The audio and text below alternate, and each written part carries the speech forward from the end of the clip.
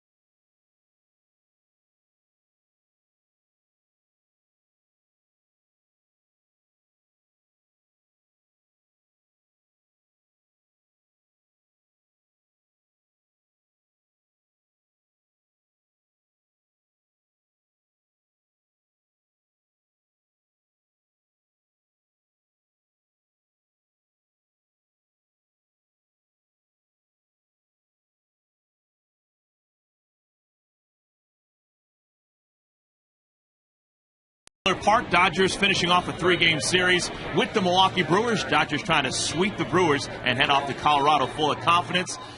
In case you missed yesterday's ball game, just a really unique bottom of the ninth inning. It's our Lexus pursuing perfection. Let's rewind to last night's ball game. Steve, take us through what we saw. Well, Joe Torre used 3 pitchers to get 3 outs in that ninth inning that nailed down the save. Ronald Belisario came into the heart of the order here, gets Braun to bounce out to third base.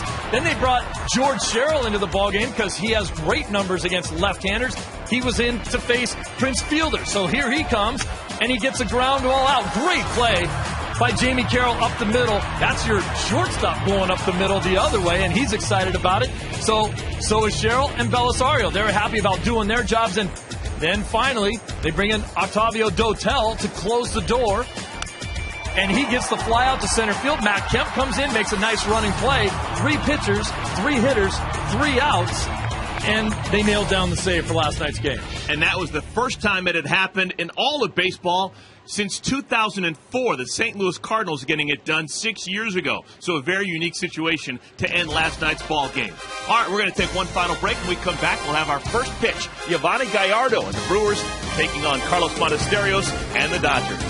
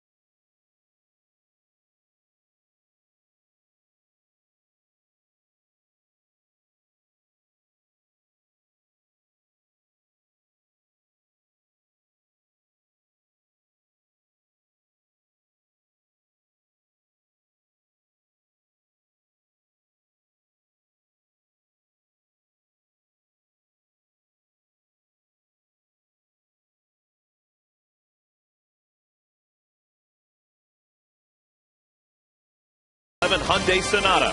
Visit your Southern California Hyundai dealers today. By Shakey's. This player has the highest lifetime batting average of 367. Go to Shakey's.com/trivia. By CarMax. Now more than ever, the smart choice is CarMax. And by AT&T. TV, high-speed internet, home phone, and wireless. Visit ATT.com or call 1-800-TAKE-ATT for details. Welcome back, everyone. Miller Park in Milwaukee, Wisconsin. You could call this place the house that Bud built. Bud Selig, immortalized with a statue back on Tuesday. People getting a good look at it as they file into this 10-year-old ballpark. Gorgeous day for baseball. Temperatures in the mid-70s. It's been that way this entire week here in Milwaukee. Get you started with the Dodgers batting order, brought to you by FreeCreditScore.com. Scott Pasednik, former Brewer, back in the lineup, facing Manny Ramirez in left field. Ryan Theriot, Andre Ethier, now with 20 home runs and 70 runs batted in. Matt Kemp, James Loney hitting fourth and fifth. Casey Blake, Jamie Carroll, once again the shortstop. Brad Ausmus plays for the first time in this series. The 41-year-old catcher will be catching the 24-year-old right-hander, Carlos Montesterios. This is the pitcher today, the ace of the staff of the Brewers, Yovani Gallardo. He is indeed the ace of the staff. Made his first opening day start of his career this season for the Brewers. This is a guy that, although he used to get a lot of strikeouts, not striking out as many hitters as he had in the past, and he's given up a bunch of hits. Does keep the ball in the ballpark, though, only giving up 8 home runs all season long. So that's a good stat for him to try to keep the ball in the park. Gallardo has been dealing with a left oblique strain, missed some time on the disabled list, and he hasn't been his usual self since coming off the disabled list. We'll see what type of performance he can muster this afternoon. Last 2 times out, Gallardo got no decisions against the Colorado Rockies and then against San Diego. He had won 3 of his 4 decisions before that. Scott Pasednik, Brewer in 2003 and 2004, leads things off. Scotty takes up high and away. Ball 1. Pasednik, Theriot, and Ethier to get the ball game.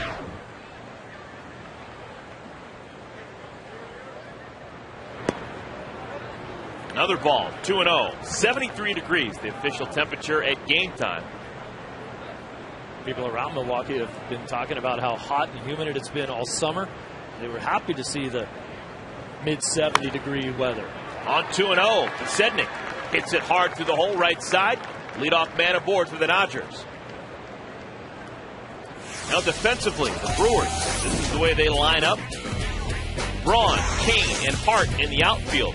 McGee and Escobar on the left side of the infield. Ricky Weeks much improved at second base. And Prince Fielder playing for the 312th consecutive game. Battery of Yolani Gallardo throwing to Jonathan Lucroy. Ryan Theriot steps in. He had led off first couple of games of the series, now batting second behind Pasednik. Swings at the first pitch and hits it deep to left center field. This one's trouble. It's going to bounce over the wall. It's going to be a ground rule double. Wow, that's really too bad right there. That cost the Dodgers a run. And Theriot does not drive the ball to left center field all that often. He hit a double over there yesterday, but this is a good ball to do it on. Middle in, just lays the bat head right on it. And you watch this ball bounce up over the line for the ground rule double, which cost the Dodgers a run. Pasednik would have scored easily on that play. The umpires do have discretion to say that he would have scored anyway, but they almost never use it. If it's a ground rule double, everybody just gets 2 bases. Now Dodgers had 6 doubles in yesterday's ball game. Already have 1 here as we play the top of the first. That double the 5th now for Theriot in the Dodger uniform. 3 of the 5 doubles have come in the last 24 hours for Theriot. So runners on at second and third, nobody out. One way to start a ball game for the Dodgers. Andre Ethier slices it foul, out of play. 1 ball, 1 strike to Andre. We talked about it in yesterday's ball game, how when there gets to be a guy either on second or third, when Manny Ramirez was at the plate yesterday, one of the best in baseball at figuring out a way to get that guy home. This guy, Andre Ethier, darn near as good.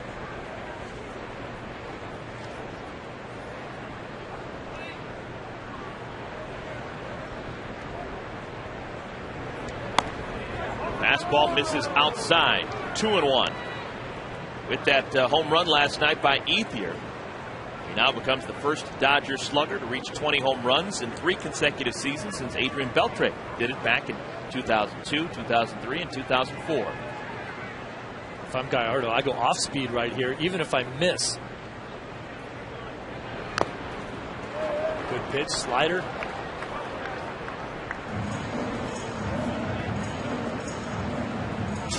Here's the slider here. You know that Andre is kind of looking dead red middle in. He gets a pitch on the inner half, but it's that tight slider. Fouls it right off of his foot, and that's his back foot. Yeah, well, that's because the ball's way down and in. Look at how deep he does. He makes contact way back there, and that's where the foul ball goes off the back leg. Doesn't happen very often. I don't know if I've ever seen that before. Well, that's why I always talk about how tough it is when a right-hander throws that slider down and into lefties.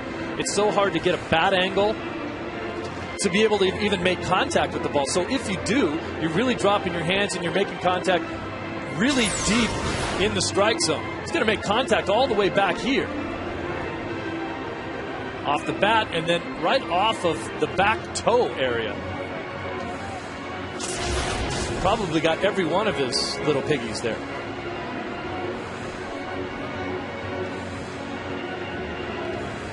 Ethier looked at by Todd Tomczyk, assistant athletic trainer for the Dodgers. Joe Torre also out of the dugout. They both believe that Andre's okay. He's going to stay in the ball game. 2 balls, 2 strikes. That's why that's such an effective pitch for right-handed pitchers. And a tough one to get your bat on. Cardi on a 92-mile-an-hour fastball. Foul tips it into the catcher's glove for the first out of the ball game. Well, this is one of those where he knows it's going to be strike 3 if he doesn't swing at it, so he tried to get a piece of it, tried to put it in play, just couldn't catch up.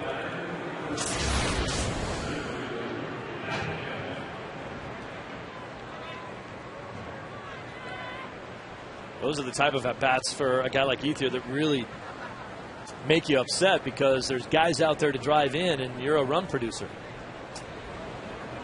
Next man in line, Matt Kemp. And he 0 for 4 yesterday. Did drive in a run. Chance to drive in a run here. And he will. Escobar throws to first. Thought about coming home, but he gets the sure out at first. There are now 2 outs, and the Dodgers take a 1-0 lead. Well, the Brewers were not playing in. They were giving up the run. But at the same time, Escobar, you see where Escobar is playing way back, but he has such good range and he's so quick. He thought about coming home with that ball. The good thing Pasetnik is the guy running on third base because he's got good speed. When you got an arm like Escobar, you can take chances every once in a while like that. Scotty actually hesitated coming down that line at third. That's the reason why Escobar thought he might have had a chance. 2 outs now. Terrio moves over to third. Dodger RBI leader James Loney swings at the first pitch and hits it high and deep. It's fading. It is foul. Oh. You don't see James turn on one very often, and he did right there and just missed a home run by a couple feet. Our vantage point here at this stadium, that's the toughest place for us to see, down in that right field corner. On TV, you can't even tell. What side of the pole did that go on? Yep, right there. Went to the right side of the foul pole and makes it a foul ball.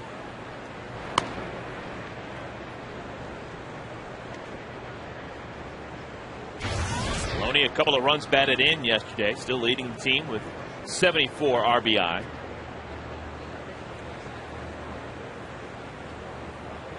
Currently one of the best in the National League in this type of situation. Batting average with runners in scoring position. Hits this one pretty well to left field, but Brewers have a man there. Ryan Braun runs it down. James hit it well, but he has nothing but an out to show for it. Carlos Monasterios will go to the mound. Dodgers already on top 1-0.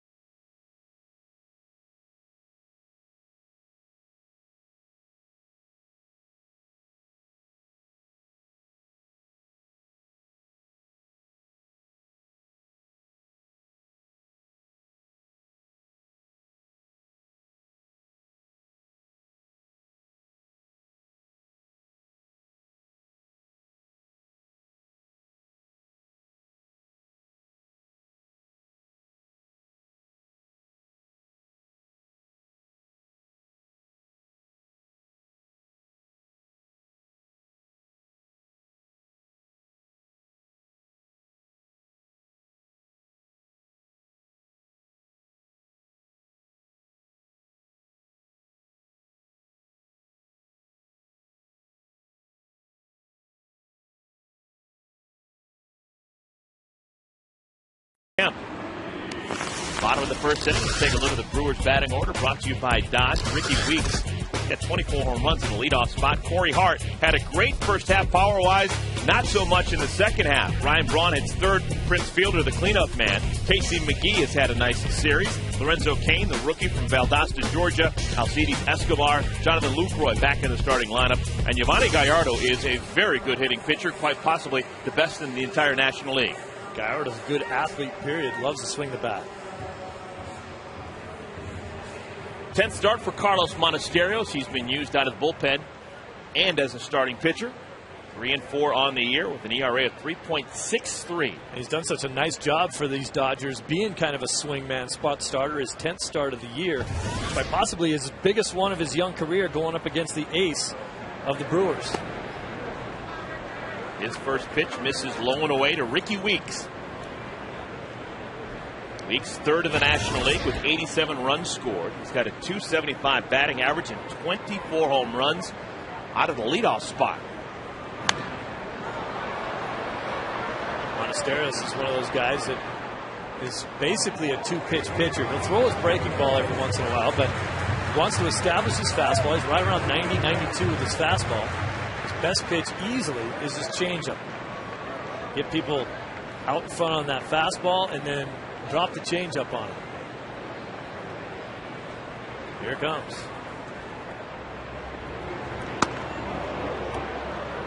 This is inside 2-1. What have you learned about the 24-year-old Monasterio so far through 2/3 of the season? Where is his future as a starter or out of the bullpen? I think he'd like to be a starter, and you know, most pitchers would like to start their career as a starter and see what happens. If you can be successful there. That hit him. He swung at the ball. If you can't swing at it. And Brad Ausmus is imploring the first base umpire, Tim McClellan, to come in and confer with the home plate umpire, Adrian Johnson. Adrian Johnson was behind the mound, or behind the plate during the game when Don Mattingly took over as manager and went to the mound 2 different times, and they messed up that call. You know, if the ball hits you when you swing at it, it doesn't count. It's a strike, and that's a swing.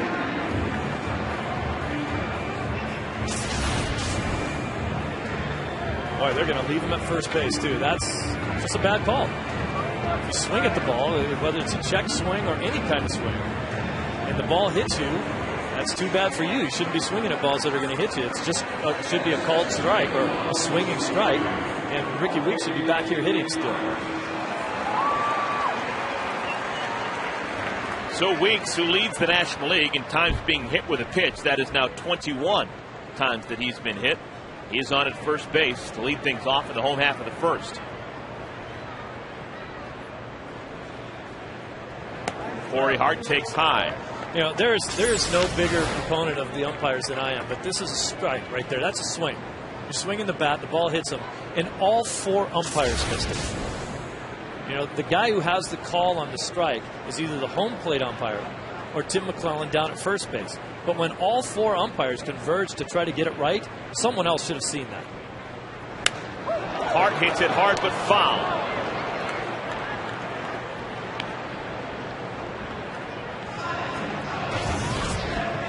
Corey Hart, an all-star out of Anaheim back in July.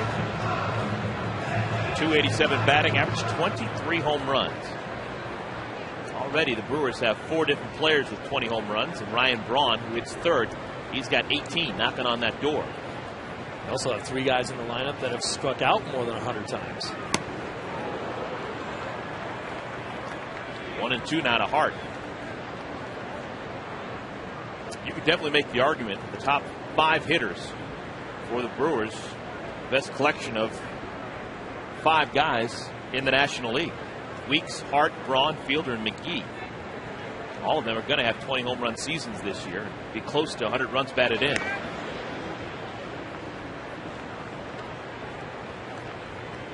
Well, hitting the ball has never really been the Brewers' issue. Just haven't been able to get too many guys out.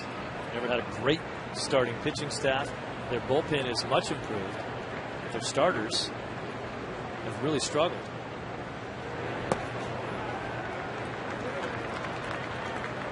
Count even at 2. 2 balls, 2 strikes. Hart, one of those guys that we talked about. 23 homers, 79 RBIs so far. Also 103 strikeouts. So you can get him. See if Monasteros goes to his bread and butter right here, which would be the changeup, or if he goes to something else. Got to be careful with Weeks. Did steal a bag yesterday. He's got 9 steals on the season. Ricky Weeks had some amazing college numbers at Southern University. Led the nation in hitting 2 years in a row, which is unheard of.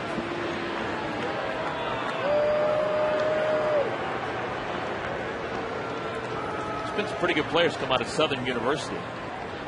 It's a historically black college in Baton Rouge, Louisiana. Lou Brock went there.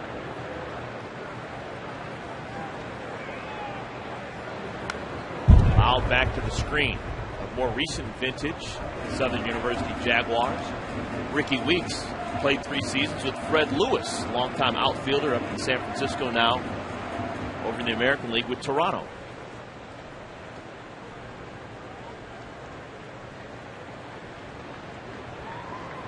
Southern University's athletic facility is basically right next door to LSU's athletic facility, and it's night and day in terms of the quality of facilities that they have between those two schools. Big difference between the SWAC, which is where Southern plays, and the SEC, which is where the LSU Tigers play. 3 balls and 2 strikes. Weeks went to Southern almost by default. There was only one other school that showed any interest in him at all.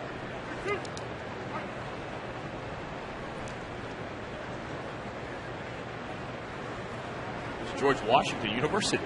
That's right. There goes Weeks. Hit on the ground, foul.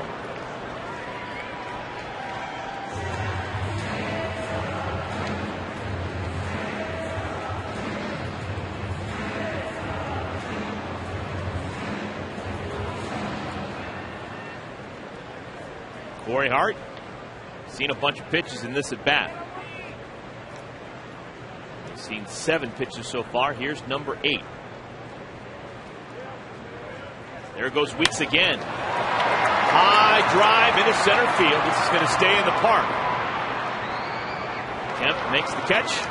Route number 1.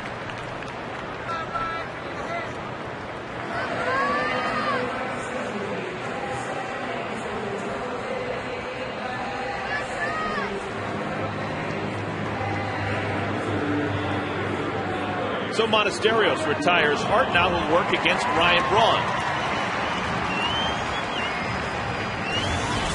Braun led all National League outfielders in All-Star votes this year. A very popular guy, 3-time All-Star. It's his young big league career.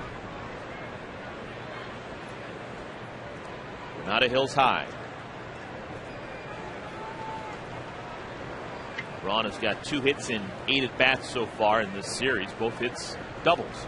Shows you what kind of attendance here in Milwaukee, and the people that are Brewer fans that are paying attention. And you think of all the great outfielders in baseball, and to know that Braun led in the voting, it's pretty impressive.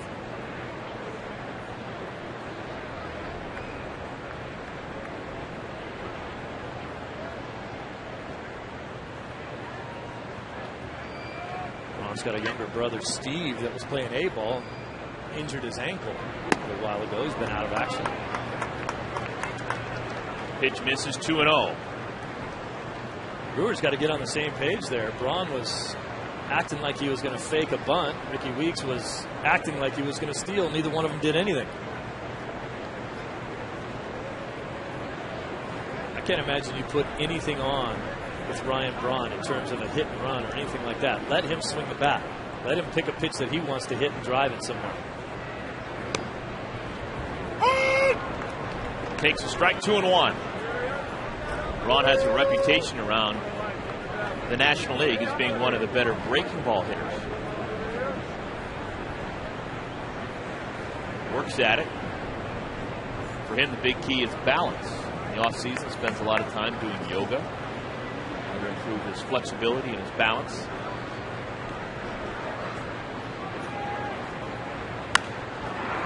Skies it in the air. He's going to stay in the infield. Loney calls for it, makes the catch. 2 down. A good job of pitching by Monasterios.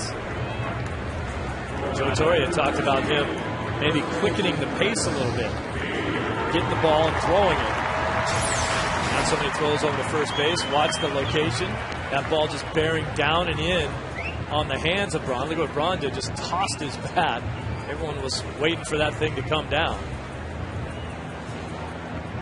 And Braun, well, Adrian Johnson back there saying, I hope that doesn't land on my head, because if it does, you won't be in the game anymore.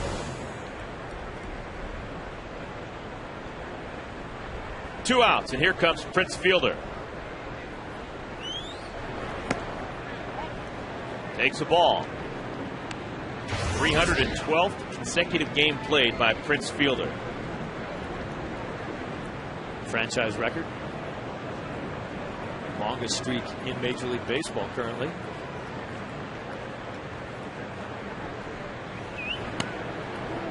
As the Dodgers have all series long, they're employing that severe shift with Fielder at the plate. Ball and a strike now. See Casey Blake basically playing shortstop. You got Terrio and Jamie Carroll on the right side. Terrio's playing rover way out there in the outfield. There's your second baseman right there. He and Andre can talk about where they're going to dinner later on tonight in between pitches.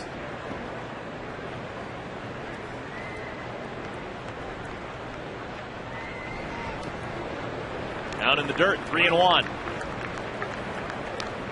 This is a big pitch. Again, we talked about it with Gallardo. Same thing with Monasterios here. He's worked himself to get the 2 outs here, and now he has to face a very potent hitter in Fielder. And McGee waiting on deck, but I don't think I'd throw a fastball down the middle here. I wouldn't be surprised to see a changeup. Fastball in the outer half, but he went ahead and challenged him. Got it past him, counts full. 3 balls, 2 strikes.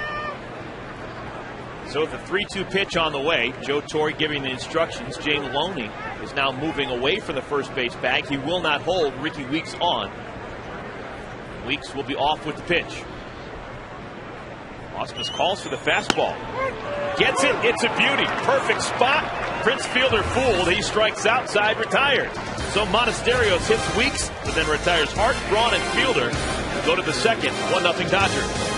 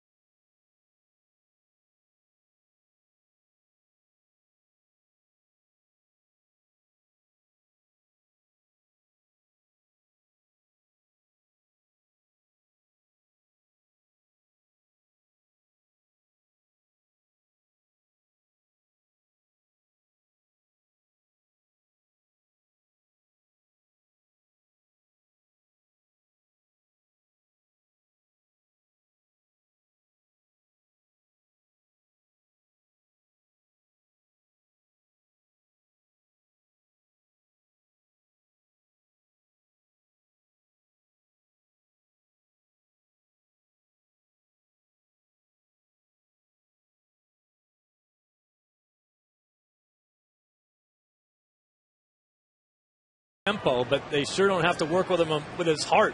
That's a 3-1 fastball right past Fielder and a 3-2 fastball. See you later. Wow. Just challenged one of the best fastball hitters in the game in a fastball hitting count. Giovanni Gallardo working to Casey Blake. Casey takes a ball. 1 ball, 1 strike. Casey at 251 on the year, 12 homers. Celebrated his 37th birthday on Monday.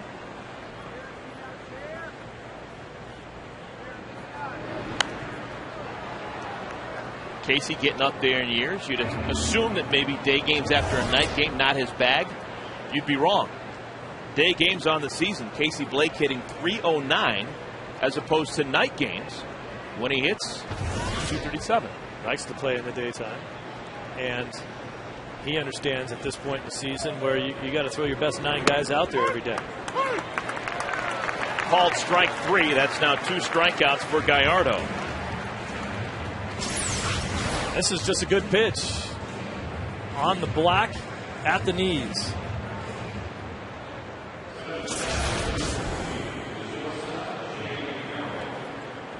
So with one out, Jamie Carroll, an opportunity.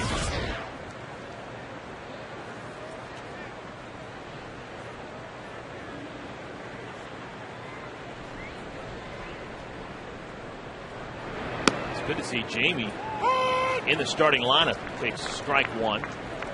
Late in the ball game yesterday, he had a scary situation at the plate. He fouled the ball off his front leg. Looked like it hit him right on the left kneecap. He's down for a bit. Dodgers needed him to stay in the game. He made a nice defensive play. The ball hit up the middle. Now back in the lineup again this afternoon. Well, he's been in the lineup all year long in what they would call a filling role, but can't really call him a filling guy when he's out there every day. Great season for him. Prime Ticket did a nice little feature on his artwork. He's actually a very accomplished, very good artist. It's a portrait that he did of Derek Jeter that was spot on.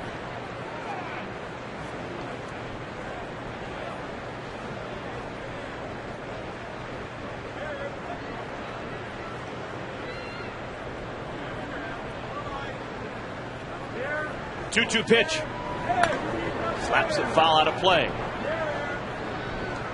Well, when you play games here in Milwaukee during the afternoon, one of the things that you talk about is scoring runs early. Because as you can see in the right side of the infield, shadow's going to be a factor at some point in the ball game as the sun moves across the field.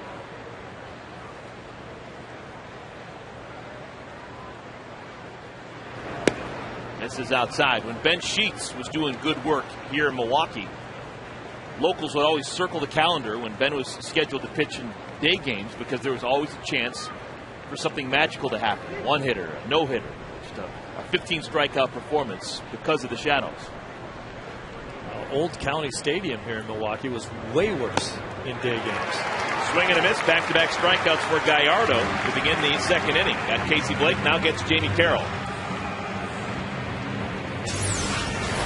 This is just going to be a high fastball. Jamie goes chasing a little bit. High fastballs always look like good pitches to hit to the hitters because you see them better. A little tougher to jump up there and hit it. Old County Stadium here, when they didn't draw all that well, used to have metal bleachers out in the outfield seats. And when the sun would shine on those things, boy, you couldn't see anything at the plate. Someone should have been circling their calendar on those days, I'll tell you. Here's Brad Ausmus. Fouls it back to the screen. Aggressive swing for Brad. And why not? He's got good muscle memory against Giovanni Gallardo. Brad Ausmus' last home run and his only home run in his 2 years with the Dodgers coming against that man. Jumped the yard against Gallardo right here at Miller Park back July 12th of last season. And wouldn't you know it, gets good wood on the ball and laces it into left field. 2-out base hit for Ausmus. And the beat continues for Ausmus against Gallardo.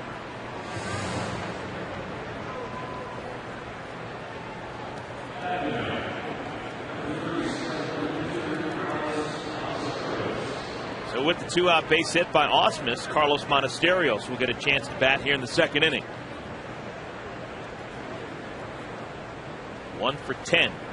With the bat in his hands is Monasterios.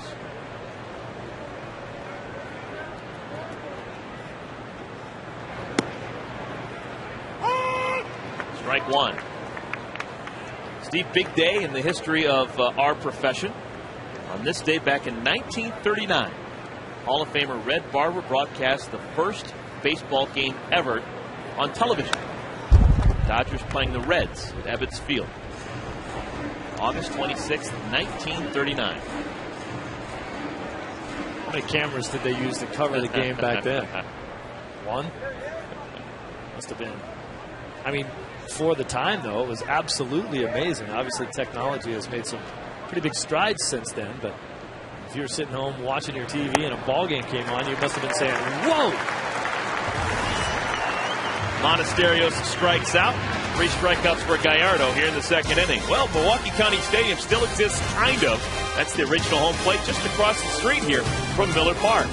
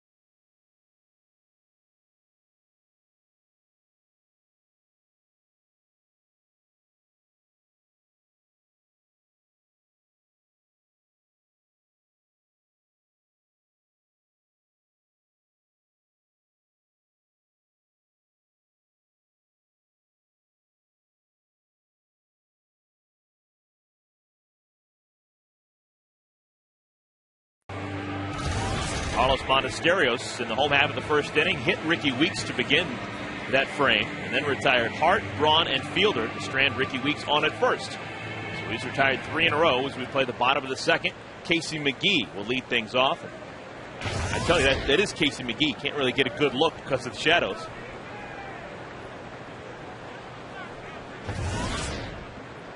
Former Fresno State Bulldog takes strike one.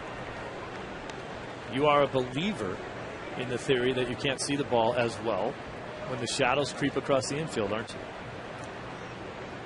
I have no personal experience, but it seems to be that it would be more difficult as the shadow has now crossed over home plate.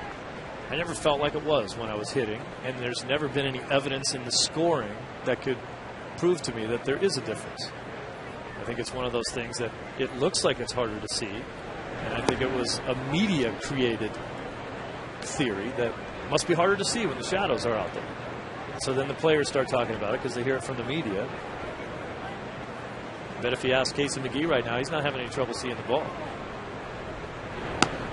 A little bit outside. Well, we have seen 13 batters so far in this ballgame, 13 combined for both sides, and we have seen 5 strikeouts. Casey McGee set up here 2-2.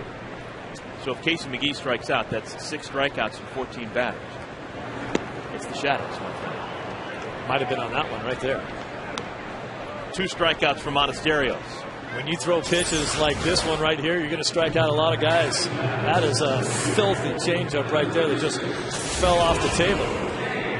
Maybe once it got into the shadow, it just dove right out of sight.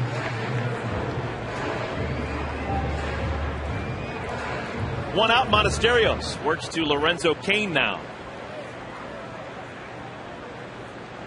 Cain has impressed defensively so far in this series. He has got an absolute hose out there in center field. Lays down a bunt. Blake barehands it, throw to first, got him by a half step. Good play by Casey. Now Casey Blake's just all over that veteran third baseman. You're not going to be able to pull something like that off. He's already in. Now the ball, now nice and easy, comes in, barehands it, whips it over to first base. All in one motion. It's a tough play for a third baseman to make, and it's something that you have to practice over and over again in order to get it down. And having big hands helps too. You have big hands, you can grab that ball. If you don't, a little tougher just to grab it and get a grip on it and throw it over there. 2 outs, bases clear. Alcides Escobar takes ball 1. 23-year-old from Venezuela.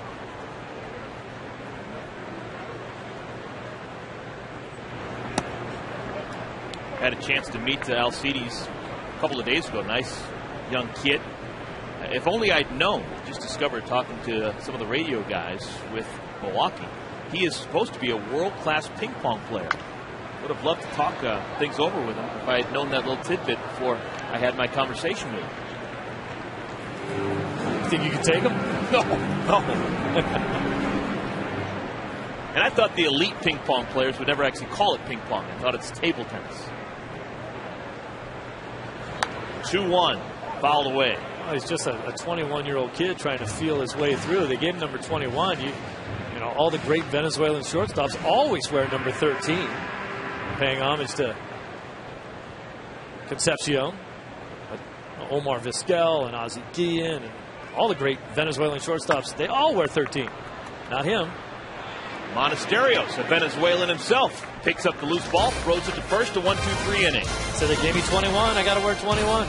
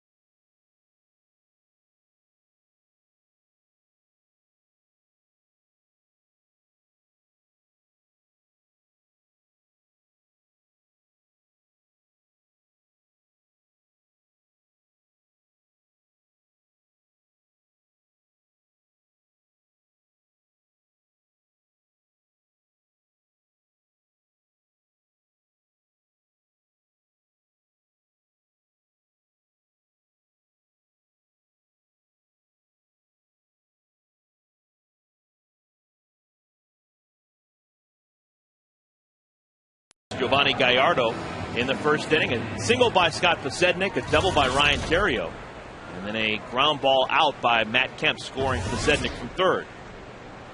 Posednik leads things off here in the third. He takes strike one. Posednik scored the only run of the ball game in the first inning on a ground out by Matt Kemp, and it looked odd at first. It looked like he stopped and wasn't sure if he was going to go home or not. And actually, it's a very good base running move. Watch him when the ball goes past Gallardo. He's got to make sure that ball gets past the pitcher. If Gallardo gloves that ball and he's on his way home, he's dead. And your angle from third base, you're looking, you can't tell how close that ball is to Gallardo when it goes past him or not. So you have to hesitate and make sure the ball goes through. And then he hustled on home. Of course, the infield was playing back, but it did give Escobar a chance to at least think about throwing home. Took the out at first instead. Cardinal sin for a guy on third base is to get caught in a rundown because you bounce one back to the pitcher and you're going home.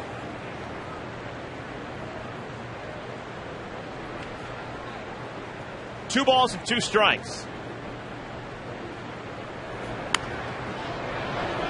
Scotty hangs in and hits the breaking ball foul third base side. Sednik's first 2 years in the big leagues, 03 and 04. He was just a sensation. Stole 113 bases those 2 seasons. Led the league with 71 year. High drive center field. Easy play for Lorenzo Cain. One down. The Hyundai key to the game so far has been Giovanni Gallardo and the strikeouts.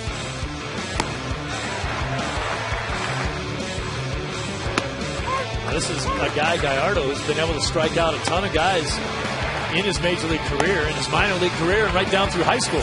He's always a strikeout guy, but lately, not quite as many. In his last 8 starts, he's only struck out more than 5 twice. He kind of tailed off a little bit, but he's got that strikeout pitch going today. All of those strikeouts occurring before the shadows crept into the field. We'll keep an eye on that. Ryan Theriot hits it hard and foul. 0-2. Talked about Alcides Escobar, the Venezuelan shortstop, not wearing number 13 for Milwaukee. Ryan Theriot, one of the few non-Venezuelan players in the big leagues to wear number 13. A lot of people, of course, superstitious about the number 13. Not Ryan Theriot. He wears number 13. Brendan Ryan, LA guy, shortstop for the St. Louis Cardinals. He wears number 13 as well. But that's, off the top of my head, that's about it in the National League. Are those guys also wearing 13 because of Concepcion? Or just because they like the number? Because both those guys have played short.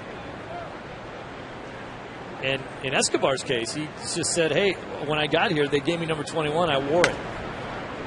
He broke his bat. Cues it foul, first base side. We talked about Davey Nelson, one of the announcers here for the Brewers, and also a coach for the Brewers off and on. He told him, look, next year when you go in there, you tell him I want number 13.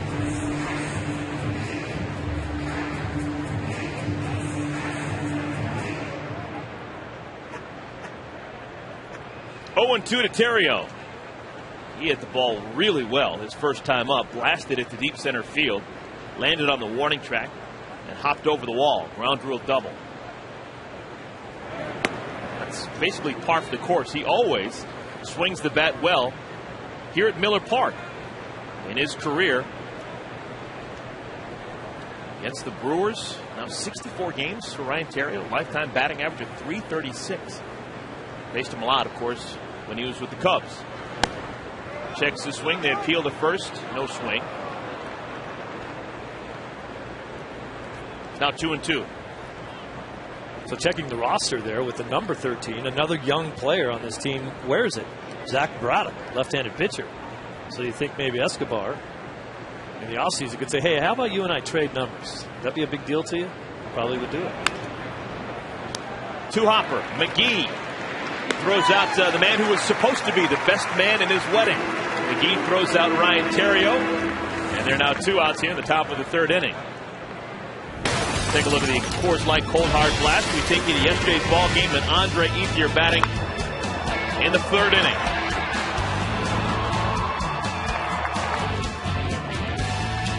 Solo home run for Ethier off of his former teammate Randy Wolf, giving him 20 home runs now for a 3rd consecutive season. 20 back in 2008, 31 last year, and now 20 with 34 games to play here in 2010. That's the 3rd play down there at 3rd base for McGee that he's made by charging the ball and catching kind of an in-between hop. 2 of the plays he's made, and the other one he booted for an error. On the ground, softly right side. It's going to be an easy 1-2-3 inning for Gallardo. Ethier grounds out the fielder. Dodgers still on top of the Brewers, 1-0.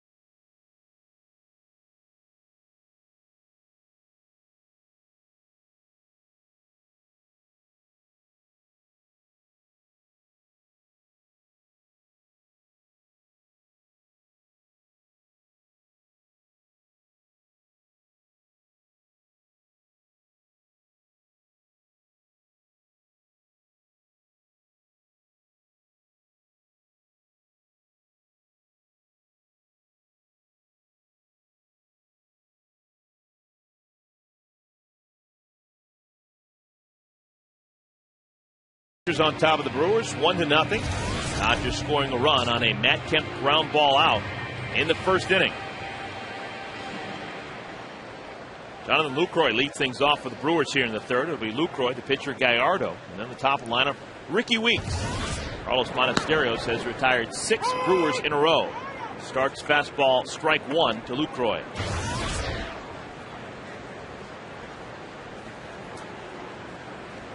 Lucroy started the game on Tuesday. He went 0 for 4.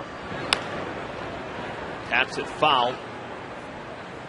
About a foot wide of the bag down the third base line.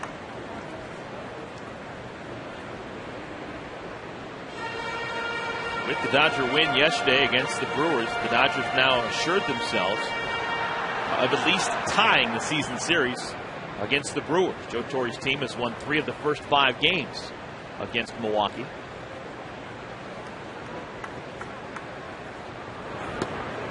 Outside 1-2. Beginning today's action, the Dodgers 5.5 games out in the wild card standings, but still with a chance to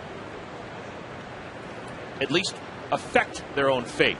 They've got 34 games remaining after today, 9 of them against Colorado, who's also a factor in the wild card standings, 3 against Philadelphia, and 6 against San Francisco. There's a clean base hit to center field for Lucroy.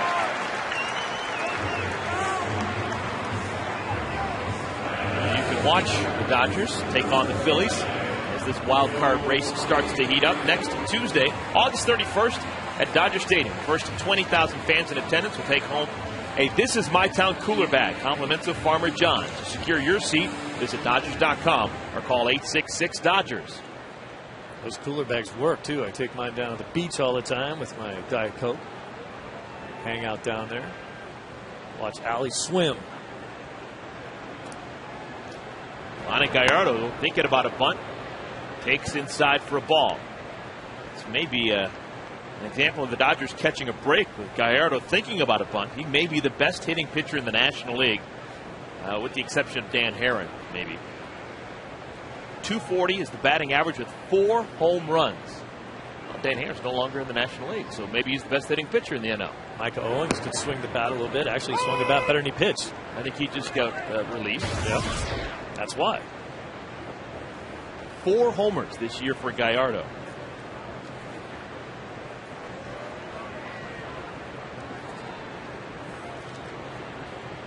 Randy Wolf had 3 home runs in 2004, and he hit .267 that year with the Phillies.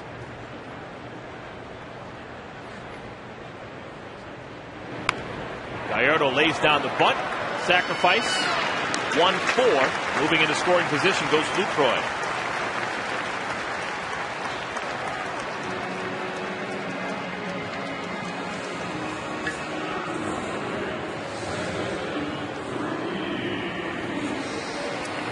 So we go back to the top of the lineup. Ricky Weeks will bat.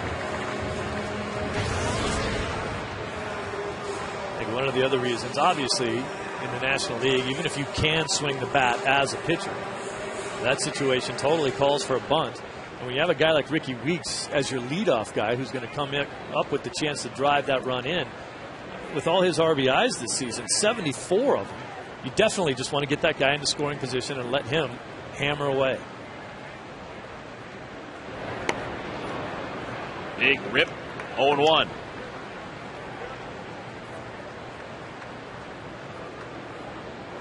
Ricky Weeks and Prince Fielder will both be free agents at the end of next season. So the Brewers have some decisions to make.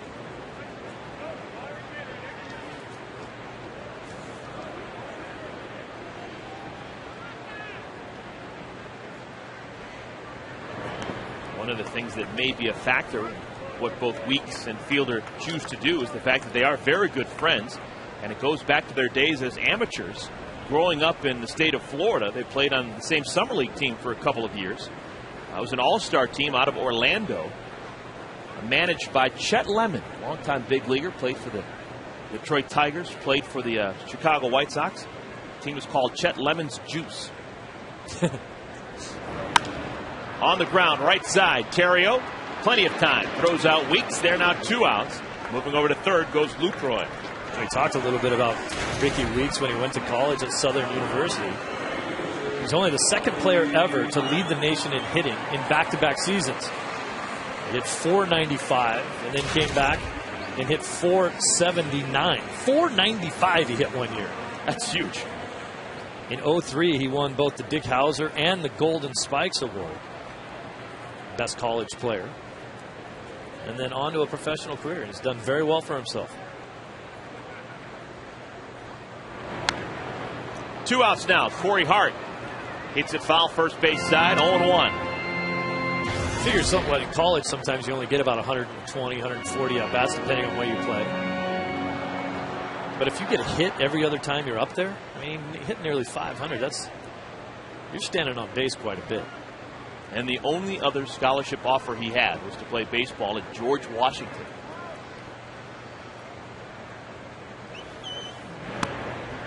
If you want to be a lawyer, George Washington University is a great school to go to. If you want to be a big league ball player, not much chance.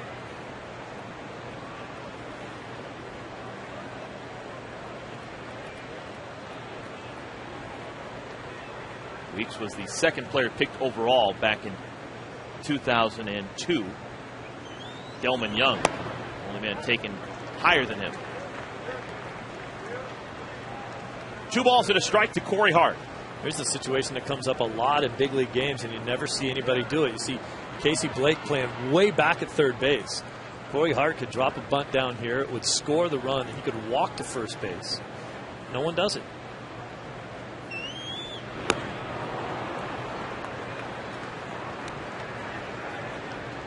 Two balls and 2 strikes. With the fact that Corey Hart probably doesn't practice his bunting very frequently, do you think he'd have a better chance doing something he rarely does, laying down a bunt, as opposed to doing something that's more natural, swinging away? Well, after that last swing, it didn't look all that natural, did it? It's the shadows. He holds his hands so low that when he takes a bad swing, it's exaggerated. Corey Hart strikes out. That is now 3 strikeouts from Monasterios. Brewers leave a man on at third. To the 4th we go.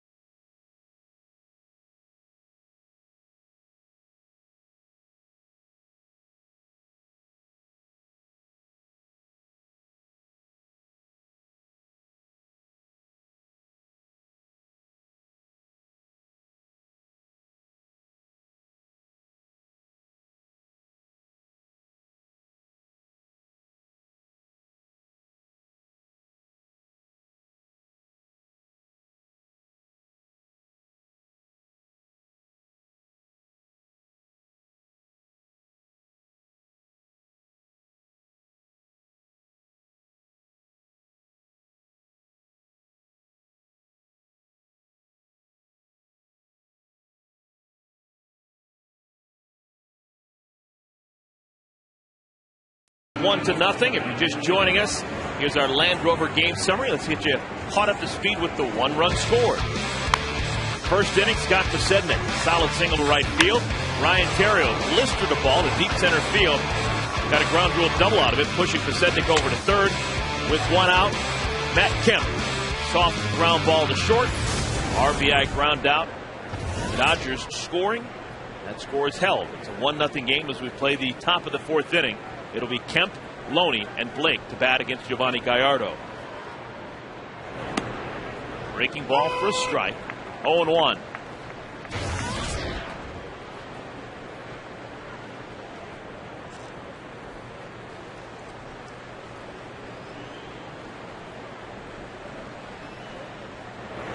Kemp has 1 hit so far in this series, and he has 4 RBI. Drove in a run with a sacrifice fly in yesterday's ball game. Drove in a run with that ground ball out back in the first. Drove in 2 with a home run deep off the scoreboard in center field on Tuesday. Now has 73 runs batted in. That trails James Loney by just 1 in the RBI category. Ball and 2 strikes to Matty.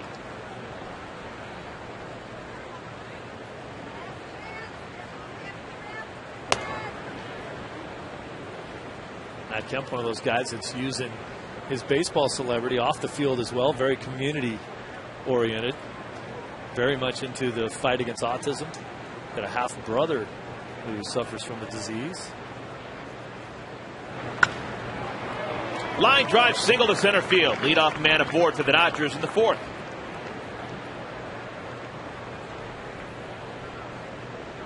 This is where we stand with Giovanni Gallardo, looking at his pitch count so far. As we play the top of the 4th inning, he's thrown 50 pitches. Well, you look at the number of pitches he's thrown, obviously in the 4th here, just 5 so far, but if you're going to strike a lot of guys out, you generally have to throw a lot of pitches in order to do it. Gallardo, when he was in high school, struck out 25 guys in a game. Did go 11 innings, and he threw 149 pitches, but still did it. Throw over to first base, and back with the dive is Kemp. And there's some shenanigans going on over there by the Dodger dugout. Who did that? I'm going with Osmus. I'm going Casey Blake. Oh, there you go. Reed Johnson's laughing about it. Stick that right to the top of his head with a little piece of gum. Strike call to James Loney, 0-1. And I'll tell you, that's one of the things that I like about the way the Dodgers are playing right now. I think every guy on that team understands the seriousness of the ball games and how important each win is to them now. But you can't go out there and win consistently unless you're having fun and having a good time. And I think the Dodgers are playing looser right now than maybe they've played all season long. Up high. What's the protocol if you're sitting in that first row right behind the bat boy? Are you allowed to tell him? Well, it just would be no fun to tell him. Why would those ladies tell him and ruin the fact that this kid's going to walk around for the rest of the day with that thing on his head?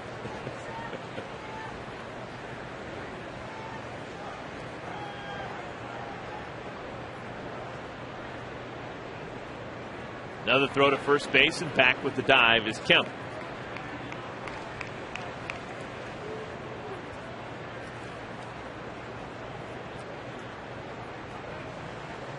"17 steals on the year for Kemp." Time to put his running shoes on.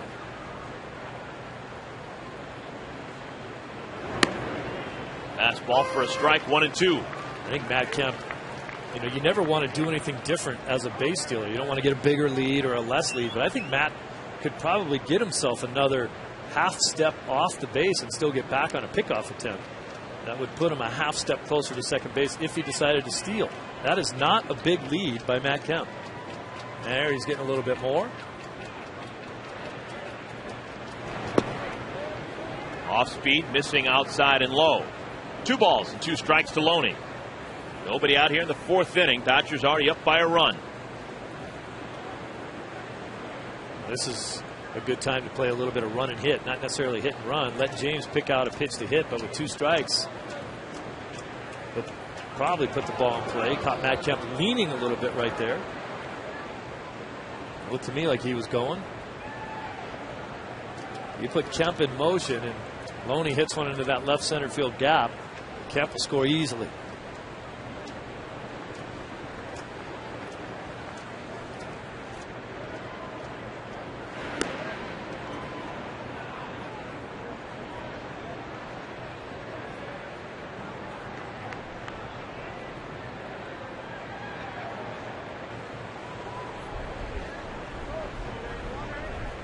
Gallardo very concerned with Kemp over at first. 2-2. Foul third base side. A couple of Texans doing battle here. James from the Houston area.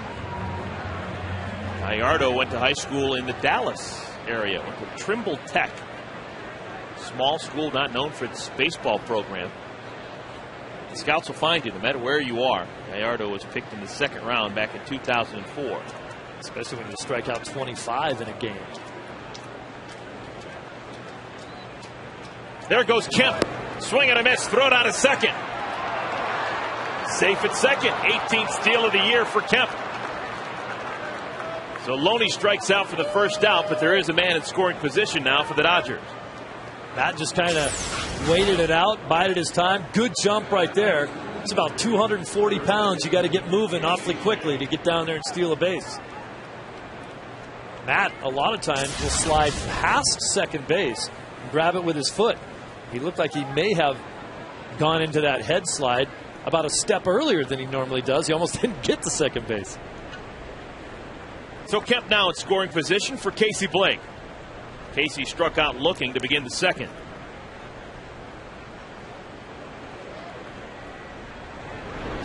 Down in the dirt, ball one. That strikeout of James Loney brings up something that I noticed just taking a look at the numbers. Last year, James Loney actually had more walks than strikeouts.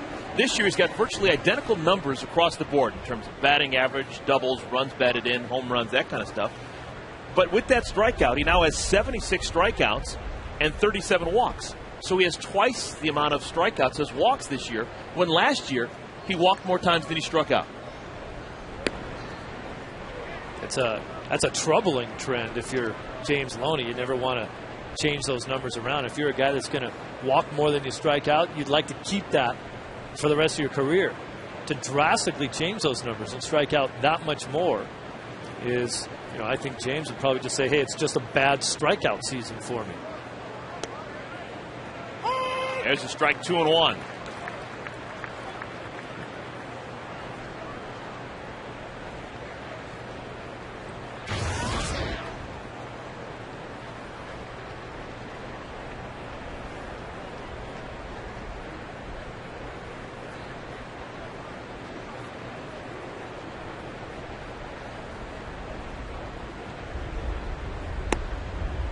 Three and one now. Something you didn't know about Casey Blake. In grade school, he came in second place in a spelling bee.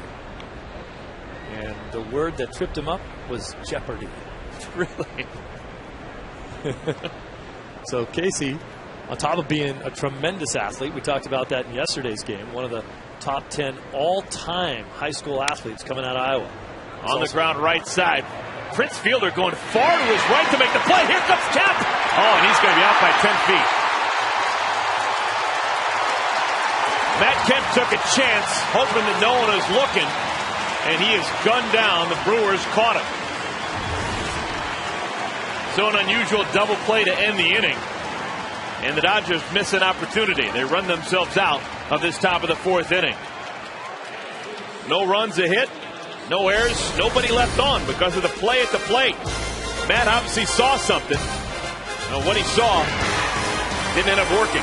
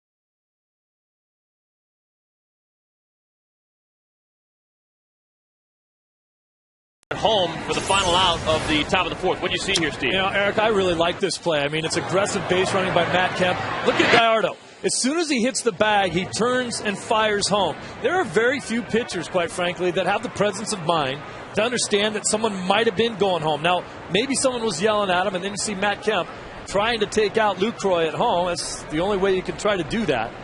But it was good, aggressive baseball, and had the pitcher not reacted as quickly as he did, it would have been safe. Just because you're out somewhere doesn't mean it's a bad play. Early enough in this ball game, the Dodgers are winning. Put the pressure on them. And it was a great play by that guy right there, Gallardo. Stepping on the bag, immediately turning and firing home.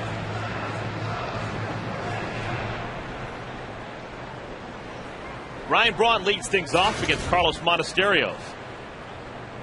Monasterios has allowed just one base hit so far. He has struck out 3. Braun hits it right to the third baseman. Casey throws him out. The spelling bee almost champion. Did he remember how he misspelled Jeopardy? Yes, he said that he put the E and the O in the wrong order. Superimposed the E and O of Jeopardy. Now, do we know if Iowa is known as being a good spelling state? Was he hanging out some tall cotton? Were there some good spellers in the spelling bee that he was in? Prince Fielder crushes this one deep to right field. It's gone. Home run number 26 on the year for Fielder. And the game is now tied at 1.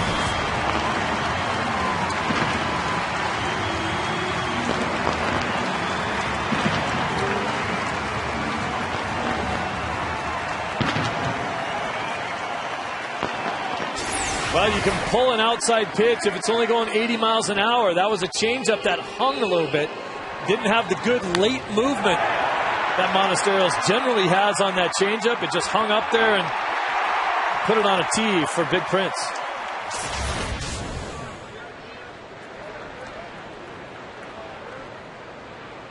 '26th home run, 65th RBI for Fielder. Now a 1-1 game as Casey McGee bats. Remember the first time that Prince Fielder batted back in the first inning? He struck out looking, took a pitch with 2 strikes that was right over the plate. Monasterios just fooled him with a fastball. This time he was obviously waiting for a changeup, and he just hammered it. Yes, he did. You know, as a hitter, you're always thinking you know what pitches Monasterios has, and he was probably thinking, he's not going to try to throw those fastballs by me again, is he? I'll sit on a changeup and see what happens.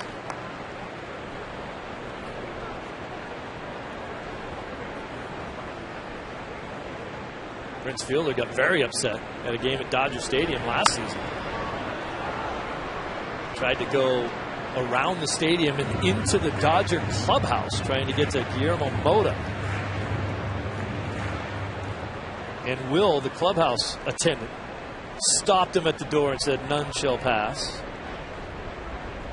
That's a lot of man to have to try to stop getting into the clubhouse. On the ground, that's a fair ball. Casey throws in time to get McGee. Not taking any chances. Casey aggressively going at that ball down the line. And there are now 2 outs here in the 4th. You're right. I mean, Casey Blake does this the right way because he continues on with the play. He's not sure if this is going to be fair or foul. He picks it up and makes the play. A lot of third basemen would grab the ball and maybe look around for an umpire, to someone to make the call. All you do is make the play, and then the umpires will let you know if it's fair or foul. And it was a fair ball, and he got the out.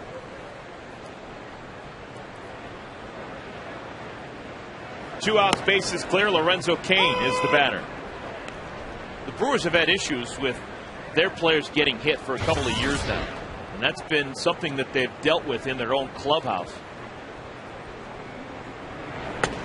Already this year, Ricky Weeks, who was hit with a pitch back in the first inning, he leads the league in times hit with a pitch, 21. Prince Fielder has been hit with a pitch 20 times. That's a lot. Now you can say that Prince Fielder is close to the plate, but a similar player to him Albert Pujols, another threatening, burly power hitter. Albert has been hit with one pitch all season long. One time.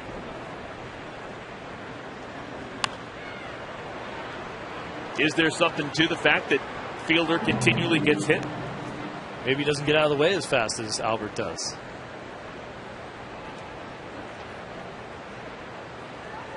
I don't know. It's a little perplexing there. Sometimes guys don't mind getting hit. They'll stand on top of the plate, won't really try to get out of the way.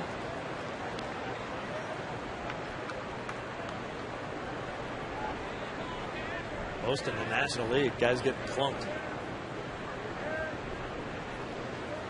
Didn't used to feel good when I would get hit, I'll tell you that. Don Baylor didn't care. He had muscles on top of muscles. He used to try to get hit on the back of the elbow, which I always thought was weird. You'd think that would hurt really badly right behind your elbow. But he would move with it. He'd see the pitch coming in, and he'd kind of let it hit him on its way by and just graze the back of his elbow, and he'd get on base. Because he stood right on top of the plate, and he knew they were going to throw him in. Sometimes if he didn't feel comfortable hitting against the guy, or he got down in the count, 2 strikes, didn't feel good, he'd lean out over a little bit, let that ball come up and in and just scrape off the back of his elbow, and he'd be on first base instead of potential strikeout victim maybe.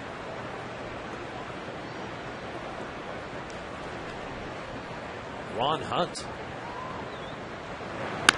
used to get hit all the time. Wore a flak jacket.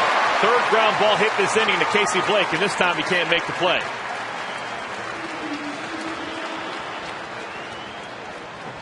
To me, I think Casey just lost this ball somehow. You see him tracking it, and then it just missed his glove.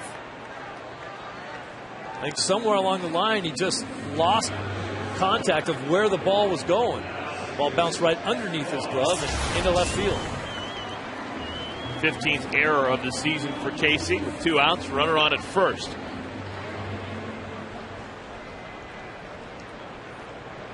Monasterio's got to make sure now that that error doesn't come back to hurt the Dodgers at all. Go to work against Escobar.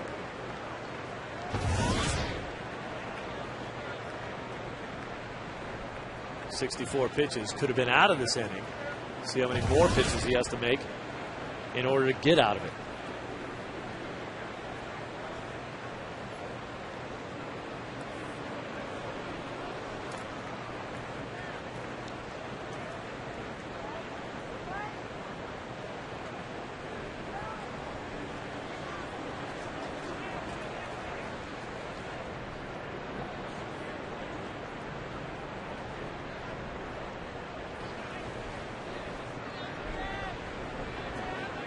Alcides Escobar bounced to the pitcher Monasterios to end the second inning.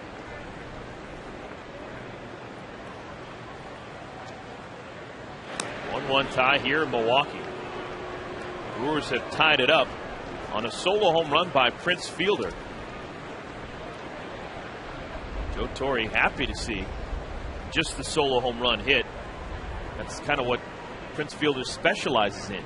Of his 26 home runs this year, 22 of them have come with no one on the base paths. Well, you said, well documented his struggles with guys on base this year, hitting right around 200. When you would think of a guy, to me, you have to have at least 3 times the amount of RBIs as you have home runs, especially if you're a power guy.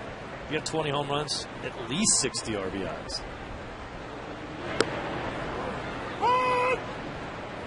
Strike to Escobar, 1-1. And Fielder now with 26 home runs and 65 runs batted in. To me, that number should be closer to 75. And he's hitting 4th each and every ball game in this lineup. That's very good. Late on a 92-mile-an-hour fastball, 1-2.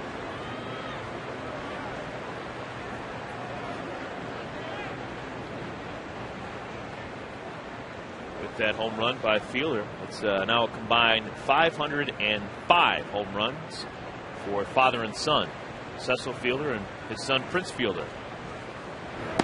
Still quite a ways to go to catch the all-time leader in father-son home runs. That would be Barry and Bobby Bonds. They've got him beat by over 500. Combined 1,094. Wow. Prince has got to get hot pretty soon. Oh, people forget how good a player Cecil Fielder was. 3-time All-Star. 1990, he led the American League playing for the Yankees. He had 51 homers that year and 132 RBIs. Played in Japan for a couple seasons after he was with the Toronto Blue Jays. Won a World Series with the Yankees in '96. Cecil and Prince not on good terms. Broken bat into center field. Kemp, did he do it? Yes, he did.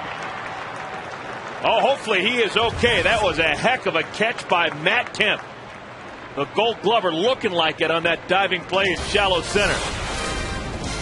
Kemp got a good jump and uses all of that athletic ability for out number 3.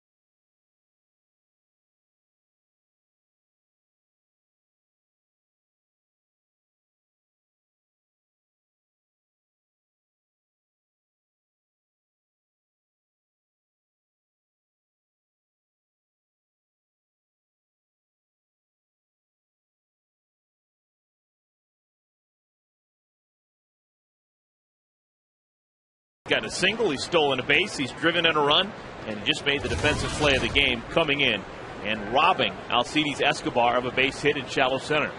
Landed hard on that right shoulder, too. You hope everything's okay. Talked about it before, he was stealing that base. I mean, Matty goes almost 240 pounds. It's a lot of weight to get started, and then it's a lot of weight to have to try to stop. Jamie Carroll hits it to the shortstop, Escobar. 1 up and 1 down here in the 5th. Watch Matt catch the ball. I think he does the right thing. You got to try to get out on your hands, but then watch the right shoulder. Boom. Driven straight into the turf with all that weight on it.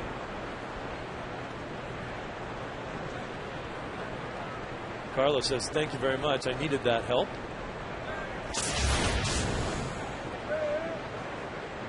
So Matt Kemp has slid head first into second base trying to steal a bag. He was successful. He has landed face first in the dirt at home plate trying to bowl over the catcher, trying to score a run in the 4th inning. And now he has sacrificed his body in shallow center, making a nice diving catch to end the bottom of the 4th inning. I'd have to get into the hot tub. I'd be a little bit sore. Casey Blake, Ronnie Belliard over there talking to him, make sure everything's cool. Brad Ausmus, line drive single back in the 2nd inning. Takes a strike, 1 and 2. Todd Thompson taking a look. There's the smile. How about Belliard's sunglasses there? He knows how to style, doesn't he? I guess Belliard figures if you're not going to play, you got to look good on the bench. Not in there today. He's not even sporting a hat. Catch a little sun.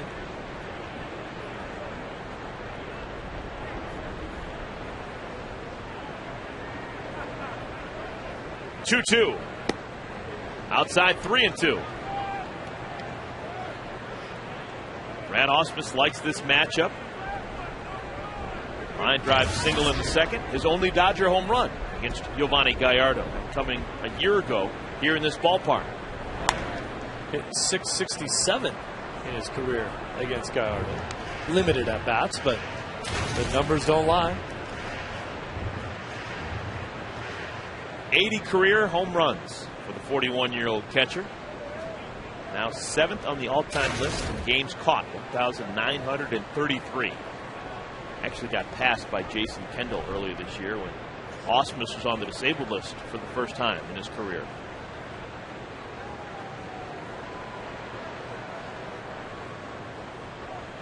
Three-two. Another line drive single for Brad Ausmus.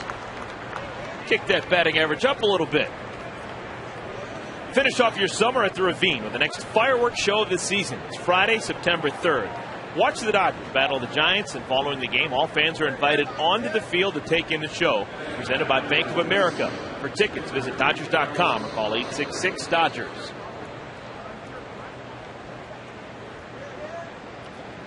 Ausmus on at first. Carlos Monasterios grabs the bat.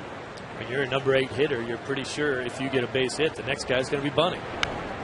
Once laid down, barehanded by McGee, looks to second, instead gets the out at first. And Brewers are fairly fortunate that Ausmus didn't continue on the way to third. There was no one covering the bag. And the Dodgers were actually fortunate that McGee, well, in this series, I really haven't been too impressed with the way he's played third base. But why isn't he down here? He's got nothing to do. He's got no one to hold. He should have charged and should have really crashed and made the play down there in case you bunt the ball to the wrong side, just like Monasterios did. He bunted the ball to the wrong side. Is that Lucroy, the catcher, supposed to cover third? Yeah. The catcher stands up and goes down to third base. And Pasetnik off the glove of Weeks. Here comes Ausmus. He will score, and the Dodgers take the lead right back 2-1. Second hit of the ball game for the former Brewer, Scotty Pods. The Dodgers have been helped out a lot here in this inning by the Brewers and the way they're playing. Not that you would tell Ricky Weeks not to make the effort, but if he lets this ball get through and it gets to Corey Hart, Brad Ausmus won't score on that play. They won't send him, but because it glances off of his glove and trickles out into short right field, it gives more time for Ausmus to round third and come in to score. Ausmus scoring for the third time on the season. RBI number 6 for Pasetnik. Maybe a running situation with 2 outs.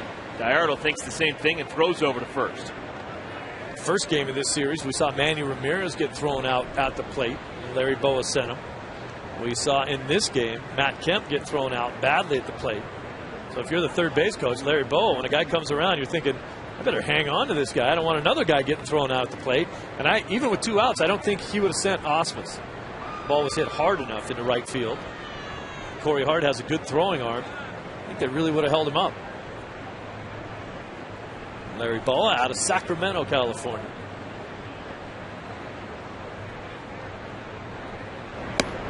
People forget sometimes what a good player Larry Boa was. You know, he got cut from his high school baseball team all 4 years he went out. Kept going out, they kept cutting. Finally ran into a friend of his and said, I still think you can play, want to go to junior college and play some baseball. Ended up having a tremendous career, almost 2,200 hits. Could run like the wind, caught everything.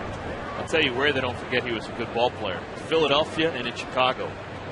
Both places we went to, he is considered to be a cult-like figure. I spent a lot of time talking to Philly fans while we were there saying, you ran him out of town while he was here and now you love him?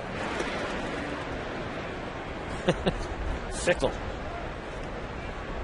He was just, he made himself a great player.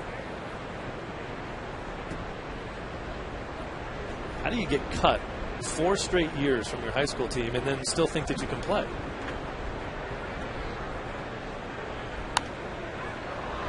Terrio fouls it off right back behind home plate. 1-2.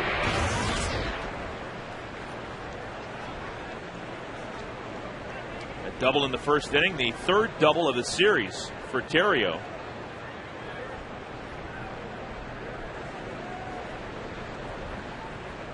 This is, as you talked about, just a great situation for Pasetnik to try to steal and get himself in scoring position with 2 outs. Not going. Pitch is low, 2-2.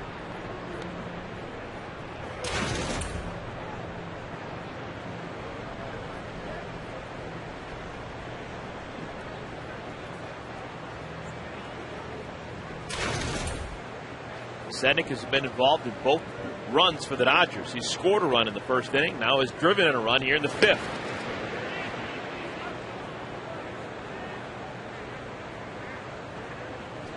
Scotty was running wild when he was over in the American League this year with Kansas City. 30 steals in 95 games. Has just 4 steals in just 6 attempts. Now in 27 games with the Dodgers. He bluffs. Pitch misses outside, 3-2. Well, I did talk to him a few days ago about why he's not running as consistently, and he told me it has a lot to do with the pitcher and how quickly he gets the ball to home plate. I think that in a lot of situations, there's a lot of guys on the team that would be running in this situation. He's certainly going to be going now, the 3-2 count, but it's almost automatic to try to get yourself in scoring position when there's 2 outs. There he goes. 3-2 pitch, swung on and missed. That is another strikeout for Gallardo. Strikeout number 6 for the Dodgers. Retake the lead, 2-1.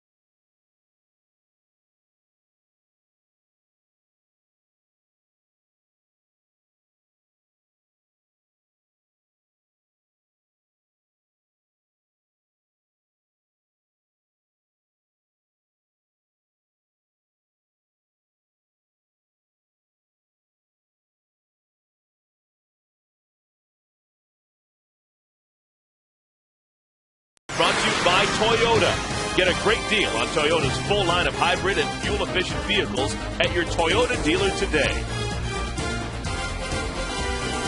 Getaway day here in Milwaukee. Dodgers trying to sweep the series. They lead 2-1 as we play the home half of the 5th inning. Dodgers 2 runs on 6 hits. Carlos Monasterios has given up 1 run on just 2 Brewer hits. A solo home run by Prince Fielder in the 4th inning, the only run allowed. Catcher Jonathan Lucroy hits it to the backhand of Casey Blake. This time he's up to the task. And there's now 1 out here in the 5th. Let's take a look at our AT&T trivia question. It involves number 16, Andre Ethier. Take a look at the question. Andre Ethier has the 3rd most career home runs by a lefty in LA Dodger history. Can you name the top 2? Thinking caps on. We'll get back to that. Ronnie Gallardo takes a strike. Got to be careful with this guy. He has got 4 home runs on the year. And he's done it against some pretty good pitchers. Got one off of San Diego's Matt Latos. Got one off of Taylor Tankersley. He took Brett Myers out of the yard. Game against Houston. Edinson Volquez Cincinnati, coming off the disabled list. Gallardo got him. He's got 8 career home runs, been in the big leagues just over 2.5 years. And off some pretty good pitchers. Got Randy Johnson when he was a rookie. It's not like some, September call-up out of the bullpen coming in there and flipping him up a fastball. Looks like a hitter. He took that pitch. 3-1 now.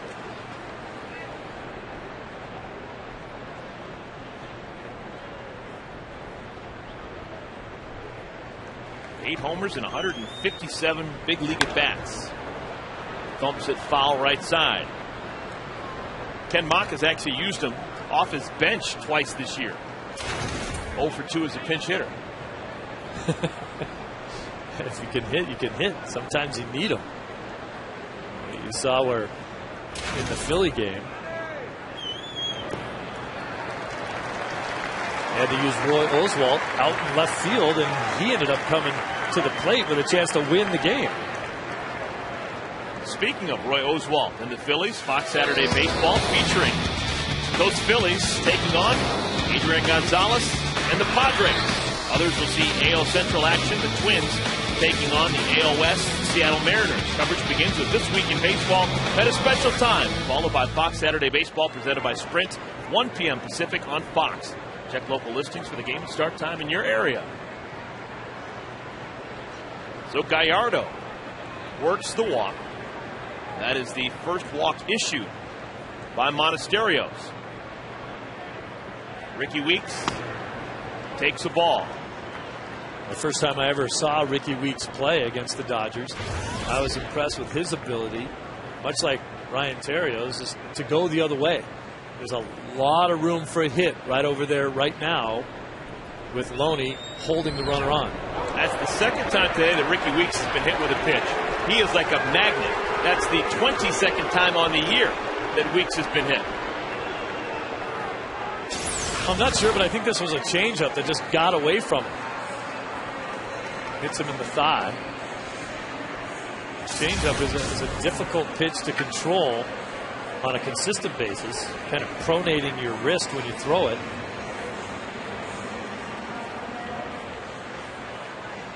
At least Weeks didn't swing at that one. It's a good time for Rick Honeycutt to come out and have a little conversation to just settle him down and make sure that he understands what's going on here with 1 out, now 2 guys on. You got to get Corey Hart to try to bounce into a double play somehow here. Weeks has got a chance to have an unusual 30-30 year. 30 home runs and 30 hit by pitches. That's hard to do. He's got 24 home runs. He's now been hit 22 times. Well, I think it would be hard to get hit 8 times in the next 34 games. He's been hit twice in the first 5 innings of this game. It's a torrid pace. He is stepping up his numbers. He's hot in that category right now. I'm not sure you go to the bargaining table with that. Runners on at first and at second. Corey Hart 0 for 2 with a strikeout against Monasterios.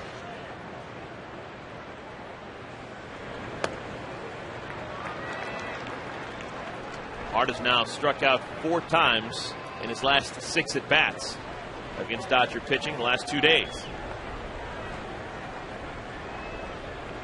Ball 1 to him. Gallardo, the pitcher, on at second. Weeks on at first. That's a good pitch right there. Keep the ball down and away from Hart. So if he hits it well, he's going to have to go the other way. And if he doesn't, he rolls over and grounds into a double play. That's a perfect pitch. Take a little off. That was a slider. Try to get Hart out in front. Try to get him to pull a ball that's away from him. That's beautiful. Outer edge, 1 and 2. Now, as a hitter, Hart doesn't like this. But that is just a filthy pitch right there. You can't do much with it, but it's still a strike.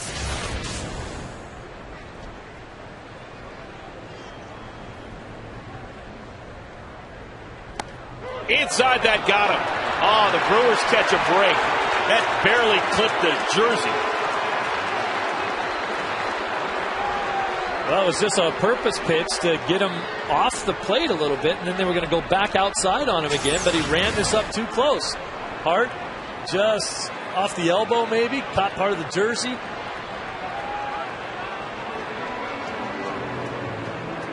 Watch it hit right underneath the M of the sleeve of his jersey, right off of one of those tattoos that Hart has. We were trying to get a closer look at Corey Hart during batting practice yesterday when he didn't have his batting gloves on. He's got tattoos on the back of his hands that look like some type of team logo or something. What an unusual outing this is for Carlos Monasterios. He's going to be lifted. Monasterios has actually hit more guys than he has allowed hits. He has hit 3 guys. He has allowed just 2 hits, but he's responsible for the 3 runners on. And Ronald Belisario is going to come out of the bullpen for the 3rd straight day to replace Monasterios.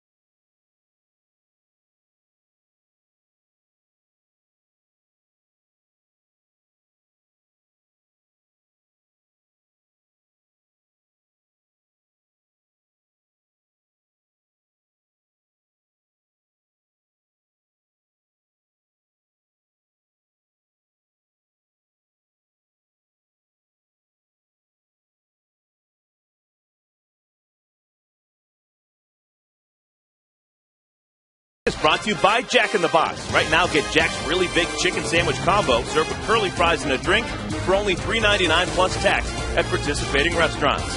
And by your Southern California Ford dealers, where you'll find the new Transit Connect. Check it out at scforddealers.com. Well, Joe Torre obviously nuts about Ronald Belisario. For the 3rd straight day, he goes to Belisario out of his bullpen expressly to face this one batter, Ryan Braun, coming in. For the 3rd straight time facing Braun, and this is the 2nd straight day that Joe Torre told everybody that Belisario would be unavailable out of the pen because he had thrown in a number of games in a row. And I think Joe figures that his best opportunity to get a ground ball double play is with Belisario. He needs a ground ball here. There's the numbers.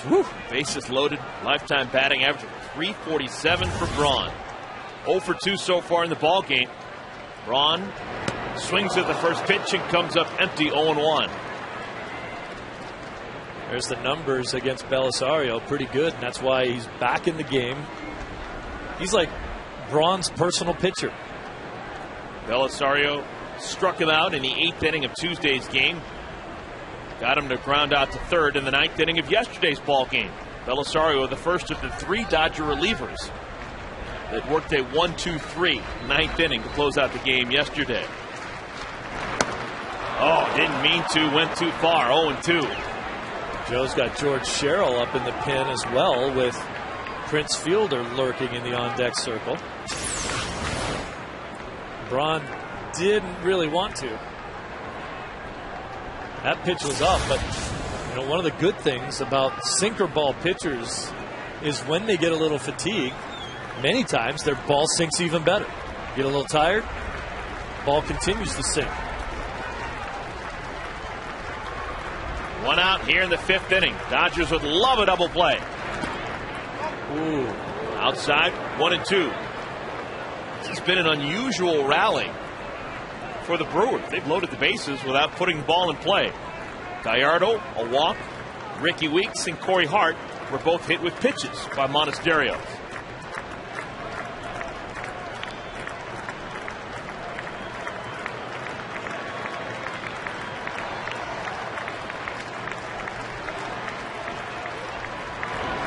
Got him! Ryan Braun cannot stand facing Ronald Belisario. Third straight day he's retired. Well, if you missed last night's ball game, you missed something that hasn't happened since 2004. There's the strikeout on a sinking fastball. Look at the late action. We saw Belisario, then Sherrill, then Dotel for the save in the 9th inning. And here comes Joe, and he's going to go to his lefty, George Sherrill, exactly like last night's ball game. Let me tell you something. Ronald Belisario has earned this handshake from Joe Torre.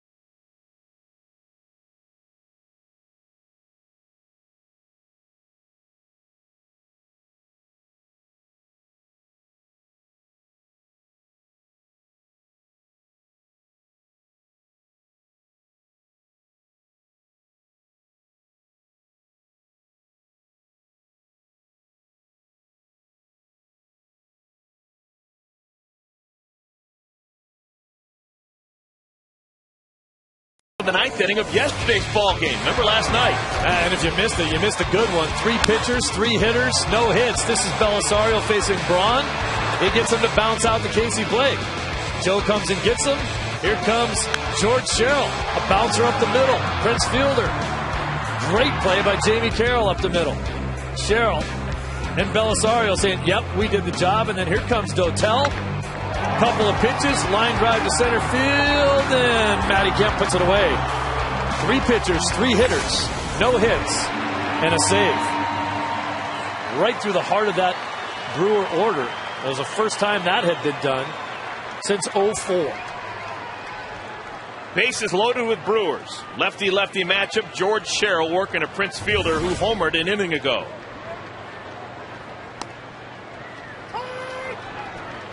Strike one.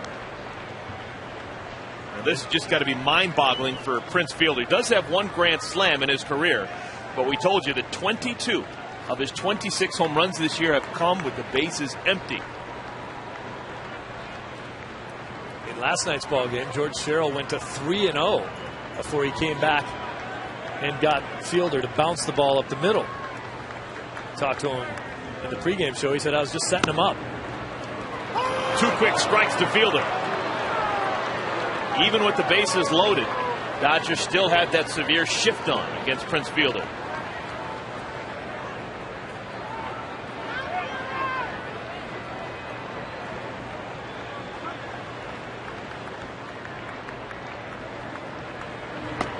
A little bit inside, backs him off the plate. George Sherrill has pitched the ball so much better over the last month, 6 weeks. I mean, look at the numbers against lefties. Lefties hit a .182 against them. The numbers against righties aren't great, but Fielder's hitting left-handed. On the ground, Dodgers have a man there. Casey Blake over to the shortstop. Jamie Carroll covering the bag, and that'll do it. That's a 5-6 fielder's choice, and the Dodgers get out of it.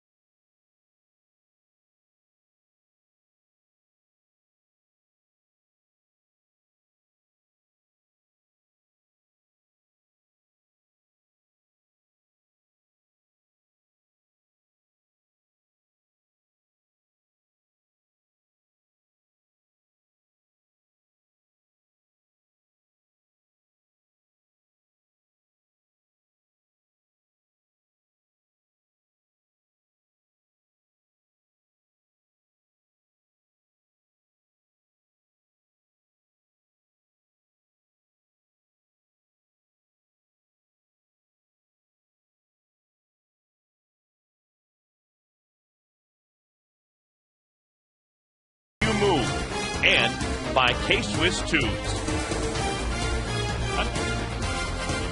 Welcome back, everyone. Miller Park here in Milwaukee, Wisconsin. Hats off to the relievers for the Dodgers. First Ronald Belisario, then George Sherrill, both doing their jobs. Bases loaded, one-out situation. Dodgers clinging to a one-run lead, and the Dodgers leave them loaded. That inning looked eerily like the ninth inning of last night's ball game, with the exception of Dotel coming in. Ethier will bat against Gallardo to begin the sixth. Strike one. Well, now for the remaining 4 innings of this game, Joe Torre is going to have to figure out how he's going to use his bullpen, because he has already burned Belisario. More than likely, he's already burned George Sherrill. Well, you have Jeff Weaver back, and generally Weaver can go out there and throw a couple of innings for you. Kenley Jansen's down there throwing in the pin right now, so he's generally a 1-inning guy, but you also have Quo and Broxton. If you can get to the 8th. Need 2 innings out of somebody.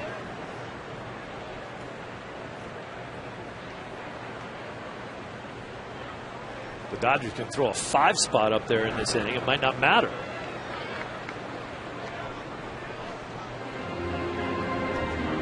Two balls and 2 strikes to Ethier. Ethier, Kemp, and Loney. 3, 4, and 5 in the batting order. Scheduled to hit here in the 6th. Remember, Manny Ramirez not in the starting lineup today. Scheduled day off for the day game after the night game. Dodgers still have him available.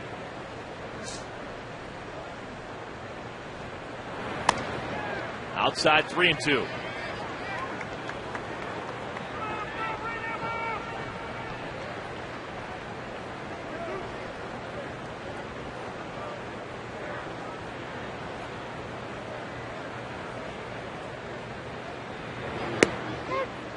Called strike 3. 7th strikeout now for Gallardo. Now Andre Ethier just walking back. Joe Torre up on the top steps, doing a little bit of yelling. Let's look at where that's just too low. That's the difference. That's the difference between being on base and headed back to the dugout. You get a leadoff guy on base. Man, most hitters won't complain too much if you get a bad call on the 1st or 2nd strike. But when you get the 3rd strike called, guys generally say, look, you're taking the bat out of my hands now, and I can't have that happen to me. Give me a chance to swing the bat. I'll swing at anything close. But that pitch definitely looked down.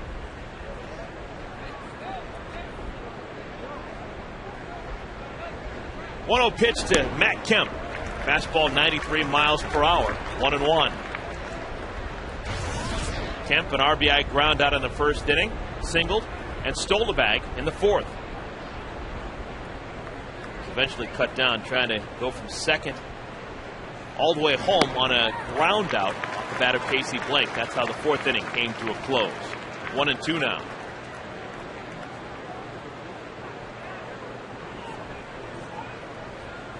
Lucroy took that throw from Gallardo at covering first base, and he wanted to tag Matt Kemp and keep moving, didn't he? Tag and get out of the way.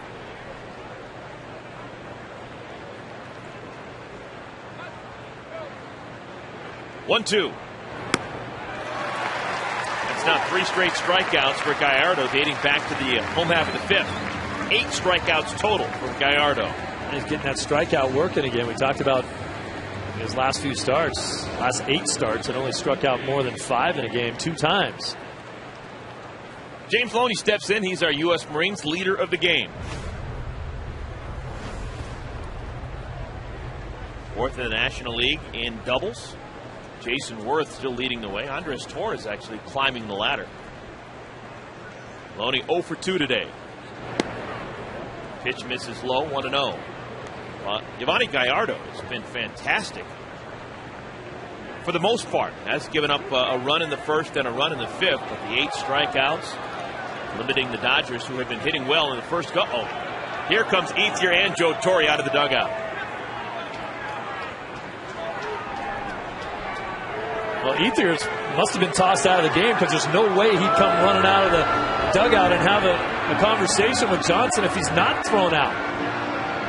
So obviously he or someone else from that dugout was chipping at him a little bit.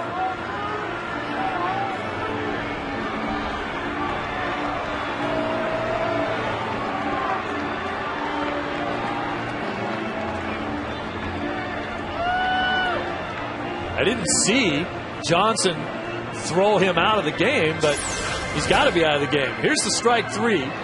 Or actually, this is a pitch right there to Loney. So I think that maybe Andre's griping about that same pitch, saying, hey, same place it was to me.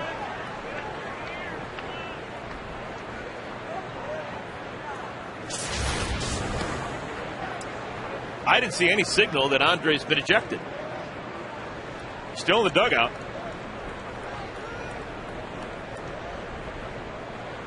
It looked like he was grabbing his glove and his hat.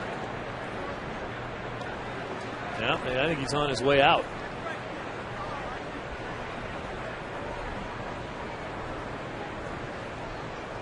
The man who just tapped him on the shoulder is probably the man who's going to replace him, Jay Gibbons. That's a big bat out of the lineup in this situation. A few more innings to go. Obviously, Andre would have gotten another at bat. There's Gibbons. He probably will go in to play right field. 3-1 misses outside, and there is a walk to Loney. That's Johnson here with his head in the Dodger dugout, and there's where he throws out Andre Ethier. And obviously, once Ethier is tossed out of the game, he's going to come and get his 2 cents worth.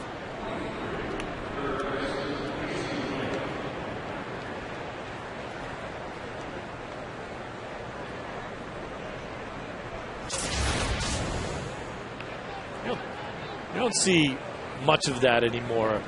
Umpire throwing a guy out from the dugout. A lot of times, if he wants to make sure that the player is going to shut up, he takes his mask off. He takes 3 steps towards the dugout and say, look, I've heard enough. I made the call. Now go sit down. But you don't throw the guy out of the game. And I bet that Ethier had something to say about the same pitch that was pitched to Loney.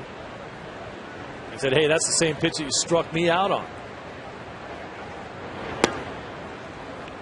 Casey Blake takes inside, 1-1.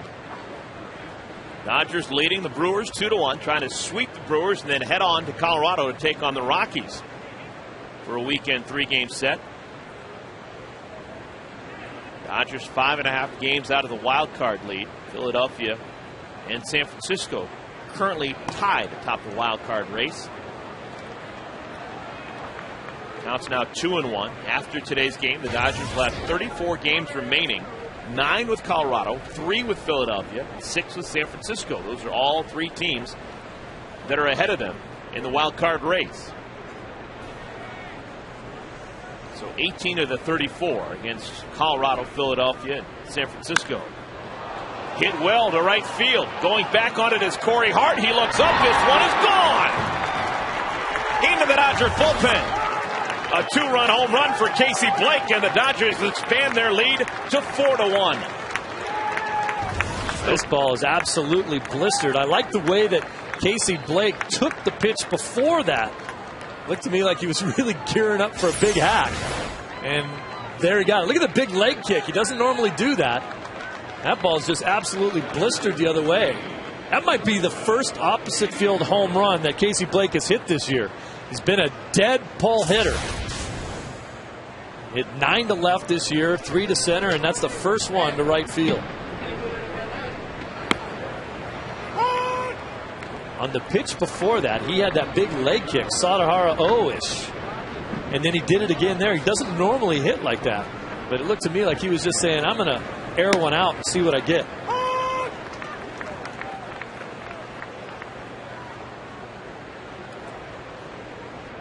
So the Dodgers use their first home run of the ball game to take a 4-1 lead. There's probably some burn marks on that bat.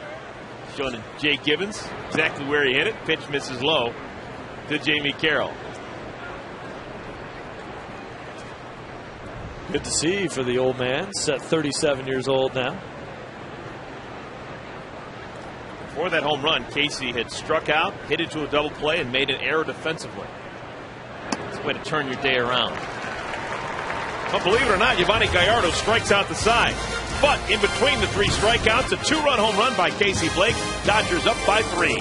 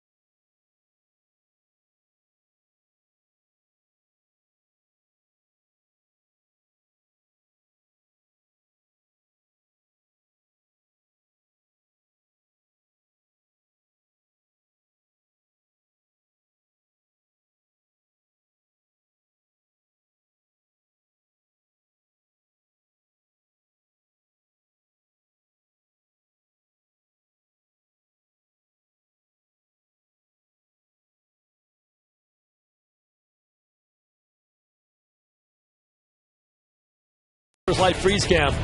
One of the best plays you'll ever see by a pitcher. Nice play over there by Fielder, getting to Gallardo. Freeze him right there as he's turning around to see if Matt Kemp might be trying to score. He is. Guns him down. Boy, that looks like a fullback trying to blow open a hole for the tailback coming behind him. Football's coming. Ronnie Gallardo has given up 4 runs to the Dodgers so far through the first 6 innings. Dodgers on top 4-1 as we play the home half of the 6th inning. 4th pitcher already used in the ball game for the Dodgers, Kenley Jansen. Rookie from Curacao comes on for the 12th time. Well, Jansen's a guy who's generally a 1-inning pitcher, so Joe Torre's going to mix and match in that bullpen, see if he can get an inning out of Jansen. And then Reed Johnson out there in right field now, replacing Andre Ethier after he got tossed out of the game. Casey McGee swings at the first pitch and lifts it out of play right side. McGee leads all third basemen in the big leagues with runs batted in, 84. He was robbed by the Dodgers third baseman Casey Blake his last time up in the 4th inning. Hits this one high in the air, right center field, medium deep. And the ball will find you when you first check into the ball game. Reed Johnson makes the squeeze for the first down. All right, time now to answer our AT&T trivia question. It was actually an Andre Ethier inspired question. Ethier has the 3rd most career home runs by a lefty in Dodger history since they moved to LA. Can you name the top 2? I only know one, Sean Green. Willie Davis. I should have known that. Dodger legend Willie Davis.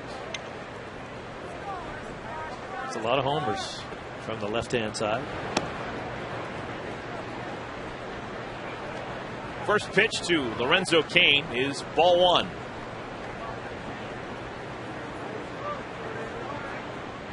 Cain has hit the ball to 3rd twice. Once Casey was able to make the play, the other time Casey was not. Casey Blake has been busy down there at 3rd. He has 5 assists in the ball game.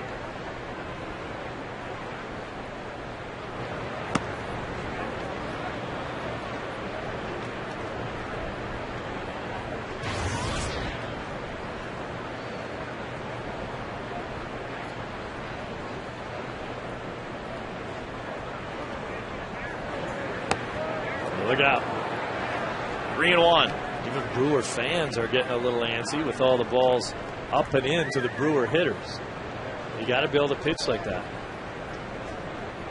I think any of the Dodger hitters have been in a situation at all today where they're trying to hit any of the hitters. Certainly Monasterio didn't want to be hitting guys. 3-2, 93 miles per hour. Now a payoff pitch. Kenley Jansen working to Lorenzo Cain. A couple of rookies. Woof. Yeah. I was wondering how big the swing would be. We've talked about that in the 3-game set here, that Lorenzo Cain, for a young guy, might have to cut that swing down just a little bit. Big swing generally makes you slower. And that ball right by him. See if Cain, yep, can't catch up.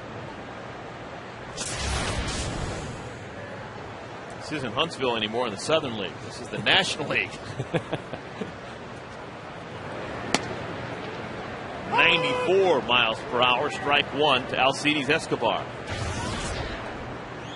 Escobar has hit the ball right up the middle twice. Grounded out to the pitcher in the second inning and lined out to Matt Kemp in the fourth. That was the really nice diving play by Kemp that ended the fourth inning. When Escobar was in big league camp for the first time, he was joking around, hanging around the clubhouse, and J.J. Hardy had no idea who he was. And he said, that guy's a lot of fun. He's a pretty cool guy. End up taking his job. Hardy's gone. Escobar's your shortstop. 1-2.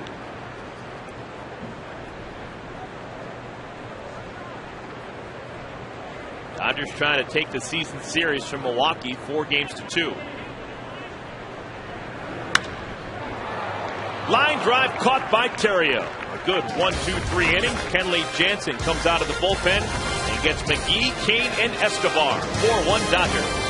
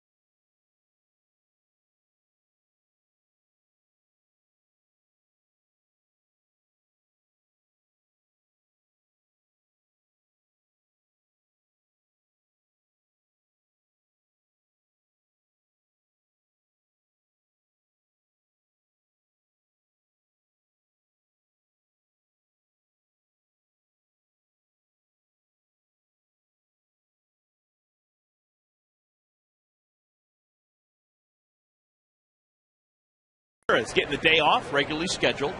Day game after a night game. Hanging out in the dugout with one of his close friends on the team, Ronnie Belliard.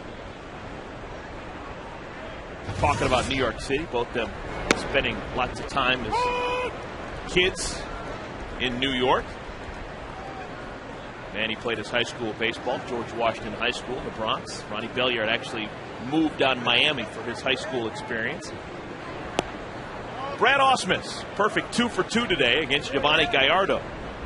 Dating back to last year, Ausmus has hit in each of his last 3 times up against Giovanni Gallardo. Had a home run against him last time he saw him a year ago in this ballpark. Down the right field line, this is slicing. This one is foul. Corey Hart runs out of room. Ausmus, an all-star back in 1999. Time he was with the Detroit Tigers. 3-time Gold Glover.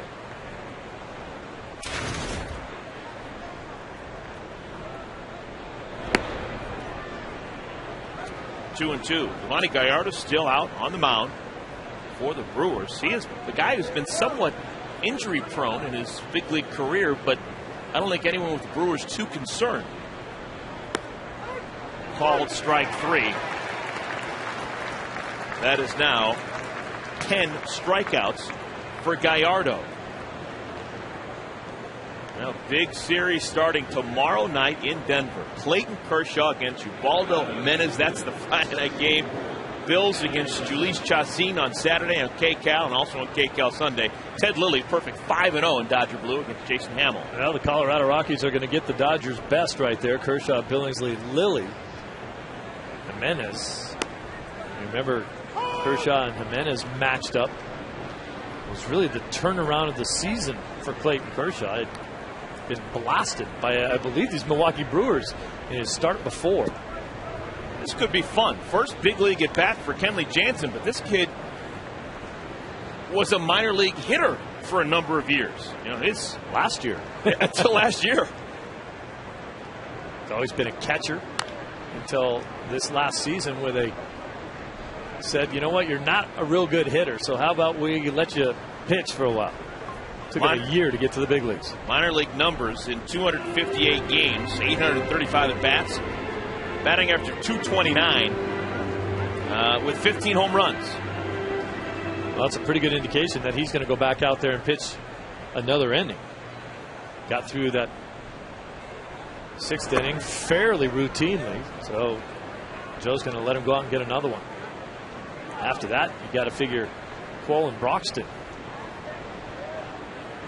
Best offensive year for Kenley Jansen, probably 2008 in the Midwest League, playing for the Great Lakes Loons. 9 homers that year, but he only had 227. But it was a hard 227. Yes. He looked good up there. Looks like a hitter. 6'5", 257 pounds. They tell me he's a switch hitter.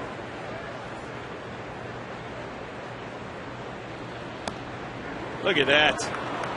Gallardo, he wants no part of Jansen, and it turns out this year the most effective pitchers as hitters have been the relievers. We saw George Sherrill work a walk in his first big league at bat earlier this year. We saw the same thing with Ramon Troncoso getting her first big league at bat. He reached base safely. I think Troncoso was pretty much instructed not to swing. Same thing with George Sherrill. Do not swing.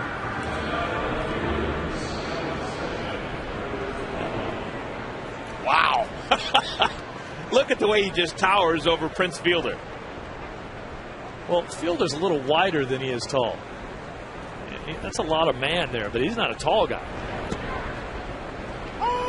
Prince Fielder, one of the biggest, probably, Americans who considers himself to be a vegetarian.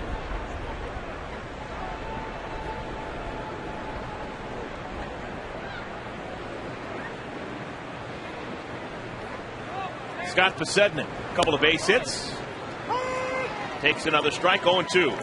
Prince Fielder used to hang around with his dad at the ballpark, and they say he hit a ball not out of Tiger Stadium, but hit a home run at Tiger Stadium when he was 11 years old. With a wood bat. It's a pretty good pop for an 11-year-old. That's going to be a 3-hit day for Posednik. Drives it into left field. Jansen takes a hard turn at second, but he'll put on the brakes. Runners on at first and at second, 1 out here in the 7th. Dodgers getting something going again. Maybe put a few more crooked numbers up there, as we said. Make it a little bit easier on Joe Torre to not have to really fret about the bullpen decisions he has to make. The Brewers will make a double switch here now. LA guy Chris Dickerson looks like he's going to come into the game. We'll tell you who the new pitcher is when we come back.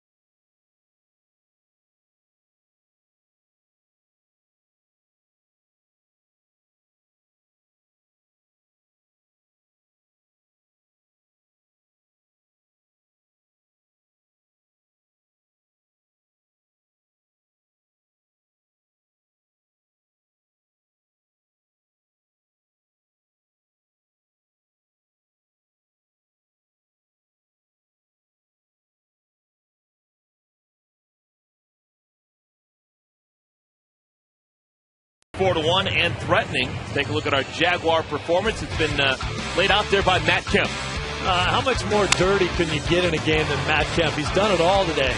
Bounced out to drive in a run early in the game. Then off to the races with a stolen base. That hurts just a little bit when you have to slide. And then tried to make a hustle play. Good play by fielder. Gallardo gets the ball. Here comes Matt Kemp around third. Ouch, that hurts a little bit. And then a nice catch off the bat of Escobar, saving a run. And just burying his right shoulder into the turf. Look how dirty he is. I bet he's a little bit sore, too.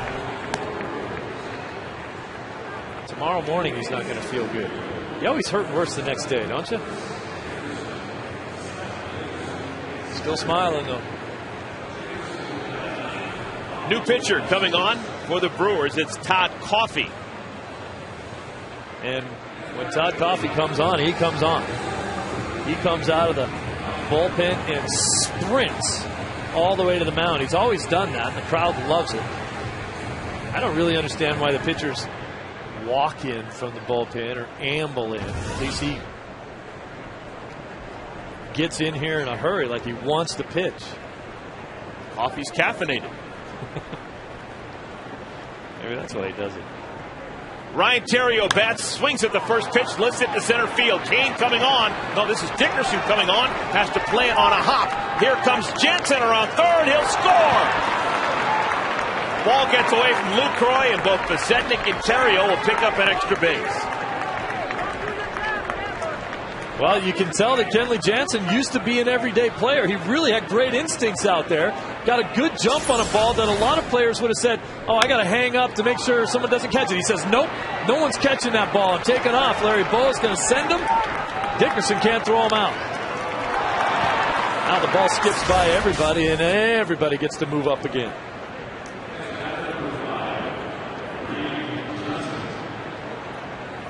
So the Dodgers trying to sweep the Brewers, now lead 5-1.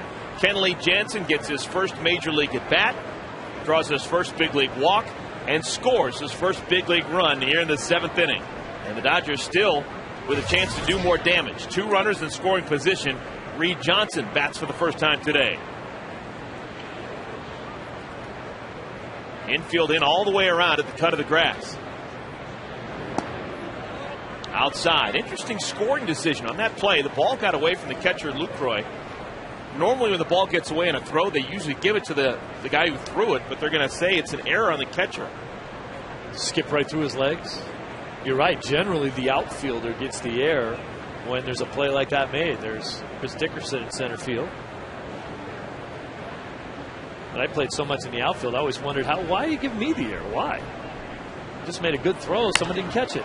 That'll drive in another run, maybe 2. Here comes Besednik. Here comes Theriot, and he'll be stopped. I don't think Ryan Braun was going to come to the plate. Ryan Braun throws it to second, and the Dodgers will have to be content with another run scored. 6-1, Dodger lead. Theriot was coming around third thinking that he was going to score. The last second, Larry Bowa just held on to him. You see him in the picture there. Well, I don't know if he was telling him to stop or not. The ball comes into second base. Obviously, he would have scored easily.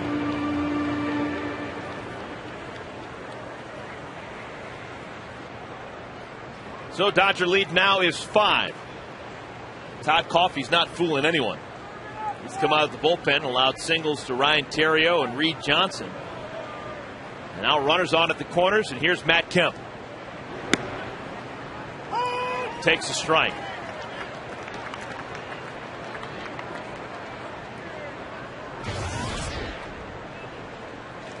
Dodgers won 5-3 on Tuesday. Won 5-4 in yesterday's ball game. This is the 3rd straight ball game that they have had double-digit hits.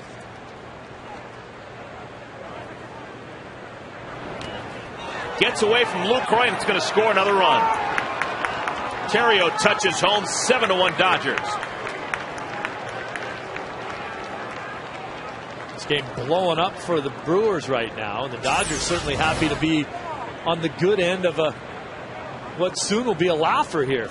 Keep scoring runs. 7-1 now.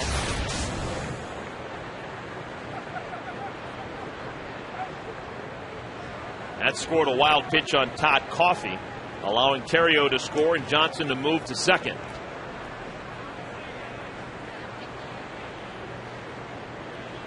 Still just one out.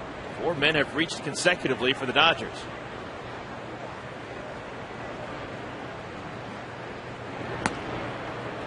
One and two. Well, with the Dodgers looking better and better to win this game, possibly to sweep this series, Joe Torre's team is going to be feeling good about themselves when they hop on a plane and go out to Denver for that 3-game set against the Rockies. Still 34 games left in the regular season. And you'll be playing against a team that's in front of you in the division standings and the wild card standings, so you can play good baseball against them. You flip-flop and start climbing back up the ladder again. 9 games left to play against the Rockies. You see them a game and a half behind the Rockies. So you see your name start to climb up that ladder a little bit better in the wild card race.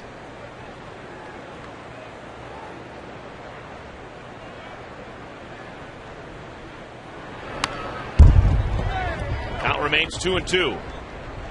Of those 34 games remaining for the Dodgers, 9 against the Rockies, 6 against the Giants, 3 against the Phillies. Those 3 teams all ahead of them in the wild card race. Wacky day in the game of baseball yesterday with 2 different teams having 9-1 leads. One of those teams blew the lead and then eventually won.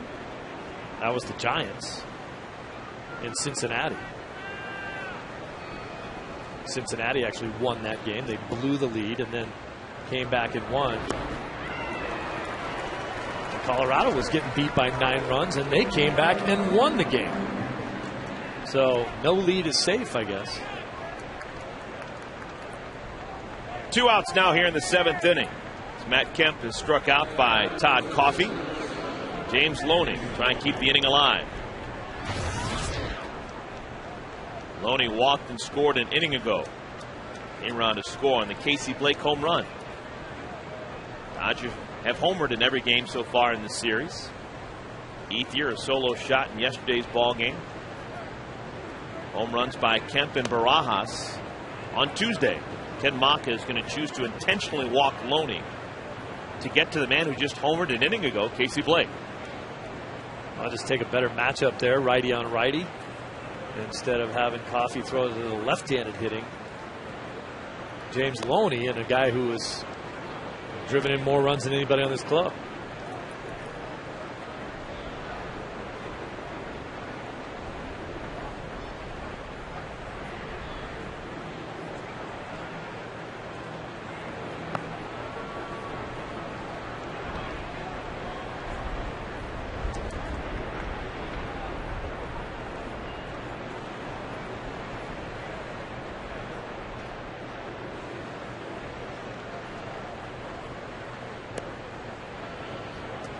So the intentional walk is issued. Runners on at first and at second with 2 outs now. The Coca-Cola Value Pack is now available for Wednesday, Thursday, and Sunday games in September and includes 4 tickets, 4 Dodger dogs, 4 Cokes, and 4 Dodger action figures, all for just $17 per seat. For tickets, visit Dodgers.com/specials or call 866-DODGERS.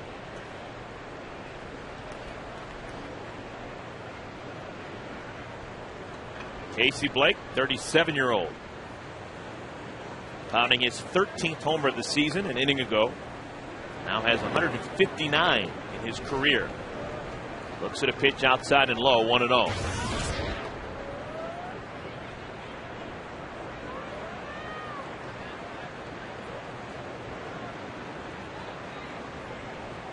Dodgers 7 runs on 10 base hits. Brewers 1 run on just 2 base hits. Solo home run by Prince Fielder, the only damage done. 2-0.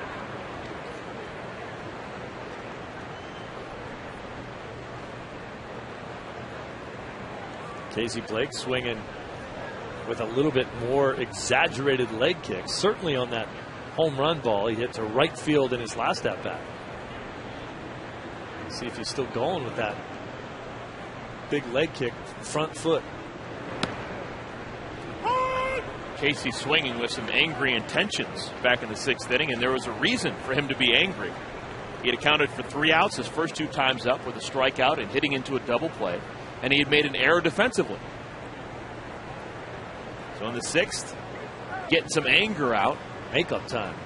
Hitting his first opposite field home run of the year. Reed Johnson on at second. Loney on at first. 2-1.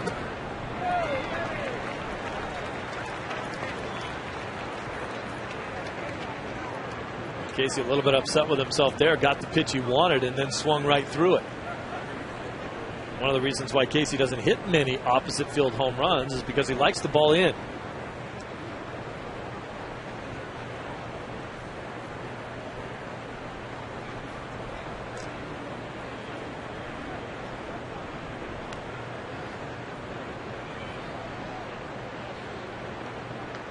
Coffey's 2-2. On the ground, McGee. Side retired, but the Dodgers scored 3 more times. They now lead 7-1.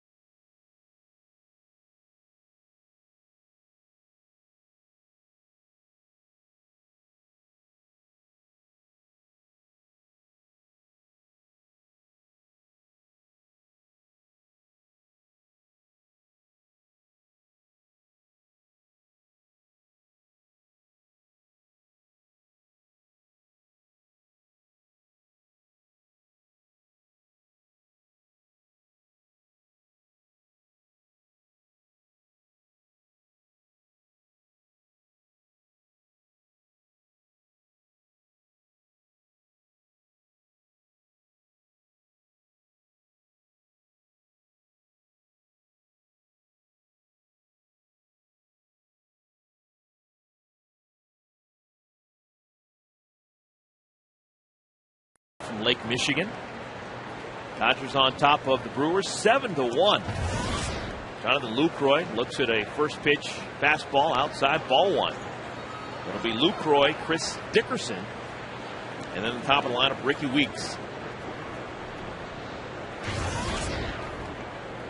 There are 3 Major League Baseball teams that play their games within a couple of miles of Lake Michigan. And none of those teams are the Detroit Tigers that actually play in the state of Michigan. Milwaukee, both the Chicago teams, both playing very close to Lake Michigan. Well, the Tigers play, I think it's Huron, Lake Huron.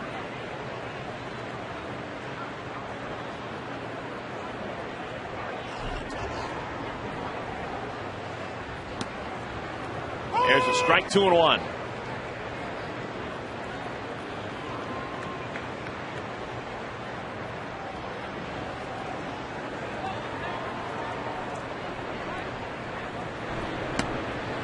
Three and 1. Kenley Jansen pitching this bottom of the 7th inning after running the bases. Got his first big league at bat through a walk. Scored from second on a single. Thus, he's got some stains that are somewhat unusual for a pitcher. He's got a stain on his left leg, and he's also got a stain on his backside. And he walks Lucroy to begin the 7th. Well, he's got to throw strikes here, be a little more economical like he was last inning. He's not used to having prolonged stints out there, multiple inning appearances. So Joe Torre will keep an eye on him. And now They did exactly what they were hoping for. Put 2 in the 6th and 3 in the 7th to stretch out their lead. It gives you a little bit more breathing room.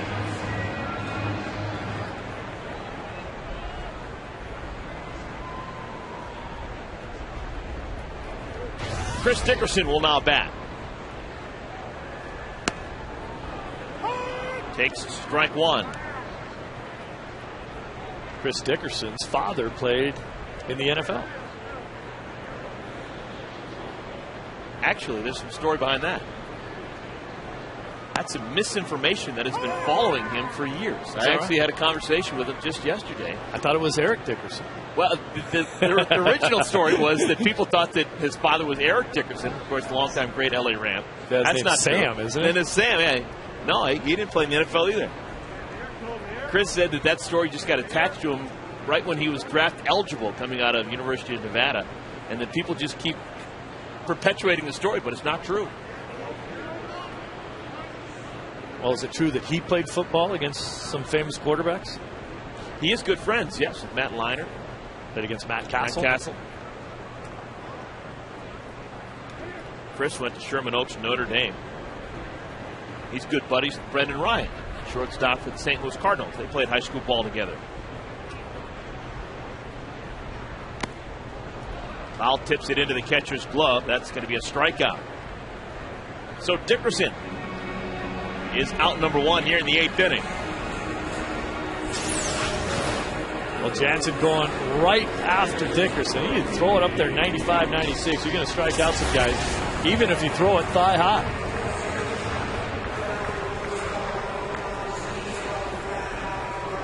I think Joe Torre would just soon see a nice ground ball, get out of this inning with a double play, and not have to have Kenley Jansen throw any more pitches than he has to. Get a couple outs with maybe just a couple more pitches. Ricky Weeks, 0 for 1. He's been hit twice. Just looking at the box score, Brewers have 2 hits, but they've had a decent amount of base runners because they've had 3 guys hit with a pitch. They've had 2 guys walk, and Lorenzo Cain reached on an error by Casey Blake. So they've had 6 base runners on things other than base hits, and just 2 base hits.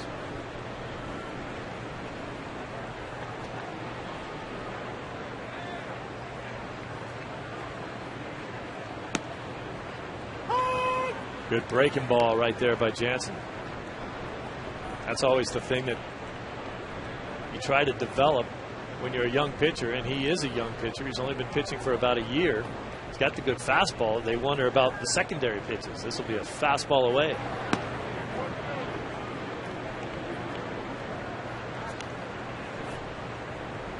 It takes a few years to kind of get the good feel of a curveball. Try different grips, see what works for you. Someone can come up and say, hey, here's how I throw my curveball, but that might not be the way you want to throw it. Did he check his swing? No, he did not. Went too far, and that's going to be a strikeout. Back-to-back strikeouts for Jansen. There are now 2 outs here in the 7th. I don't know if Weeks should complain about this, and he swung at least that hard on a ball that hit him. And they let him go to first base to lead off this ball game.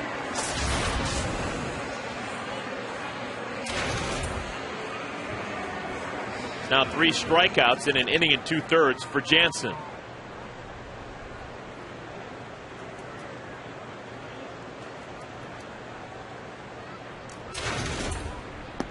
Corey Hart takes a little bit low. Ball 1.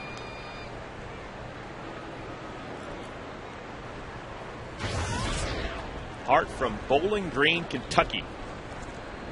It's about 45 minutes north of Nashville, Tennessee. 1-1.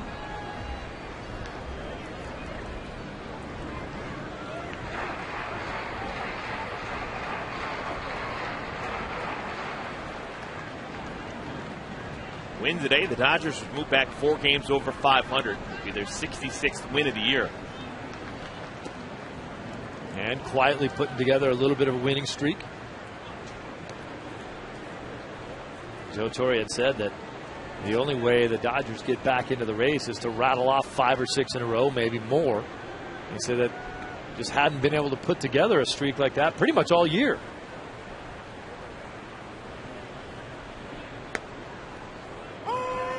Another good strike at the knees, outside part of the plate, 2-2.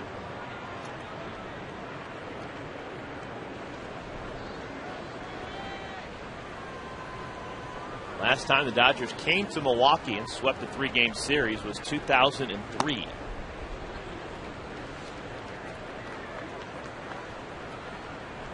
Played a couple of nail biters the first 2 days of this series. 2-run win for the Dodgers on Tuesday.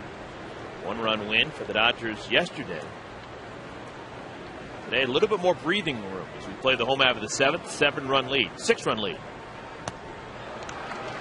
I'm telling you something, Kenley Jansen has got a big time arm. He strikes out Dickerson, Weeks, and Hart. Dodgers up 7-1.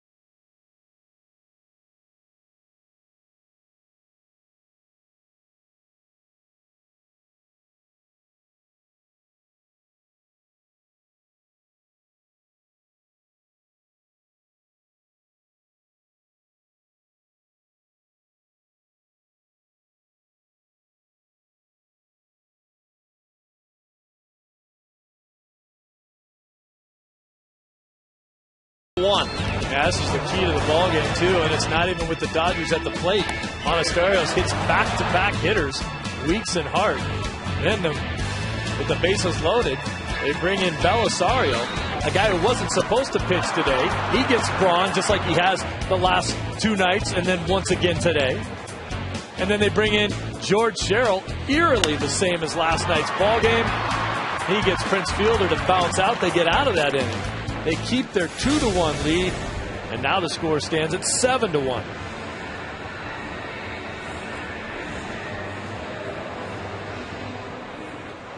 So we play the 8th inning. Dodgers up by 6, looking for more. Todd Coffey remains in the ball game.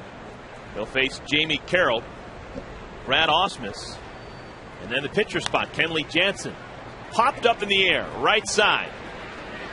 Fielder calls for it and fields it. 1 pitch, 1 out here in the 8th inning.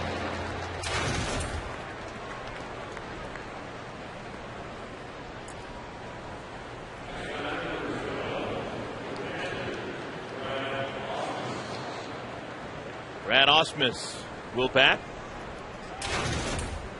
2 hits and 3 at-bats for Brad. Both hits against the starter, Giovanni Gallardo. Gallardo eventually got him in the 7th inning, striking him out. That was the 10th and final strikeout for Gallardo.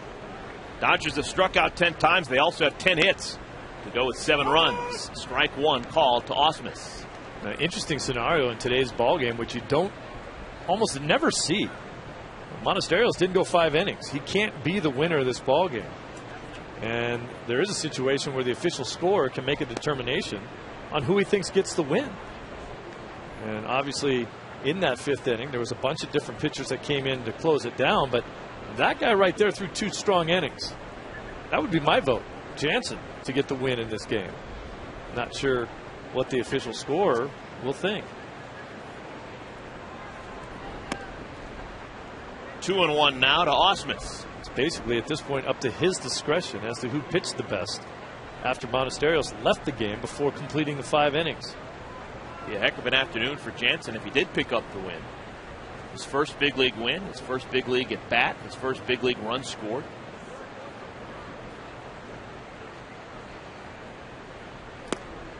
Down in the dirt, 3-1. Belisario and Sherrill definitely came back in and did their jobs as well.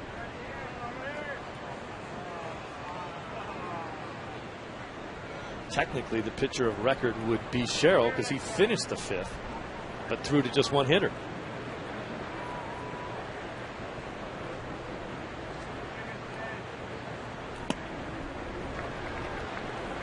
Three and 2.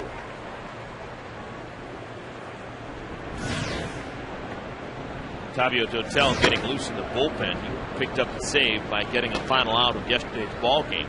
His first save as a Dodger. Pitcher spot is next in the lineup. Already Jay Gibbons has come out of the dugout, gotten loose in the on-deck circle.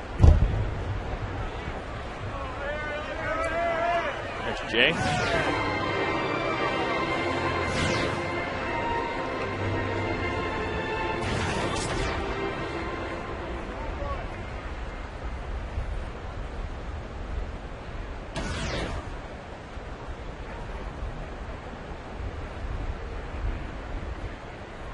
Three-2. 3-hit day for Brad Ausmus. Line drive down the left field line. Cut off by Ryan Braun. Nice bit of hitting today for Ausmus. He's hit the ball hard 3 times. I had a couple days off, rejuvenated a little bit. Feels good today.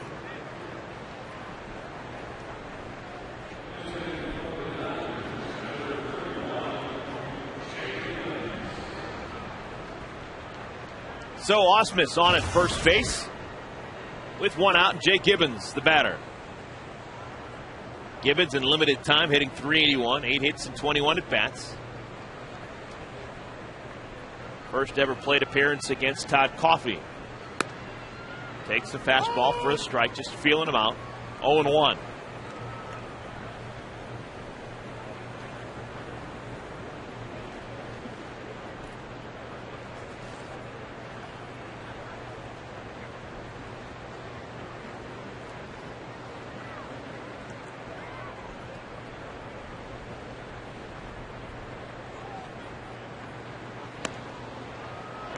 Outside 1-1.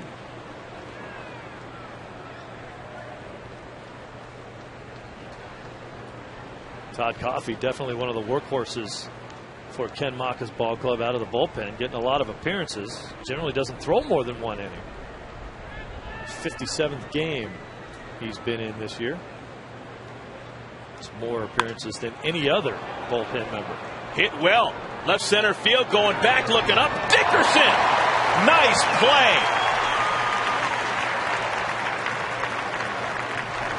Nice play, Chris Dickerson, showing some great range and fearless too, getting close to that wall. That ball was hit a long way and in the opposite field too, so Dickerson had a long way to go. Watch the jump. See him at the top of your screen. He gets going right away. Never takes his eye off the ball and just kind of catches it like an NFL football player that his father wasn't.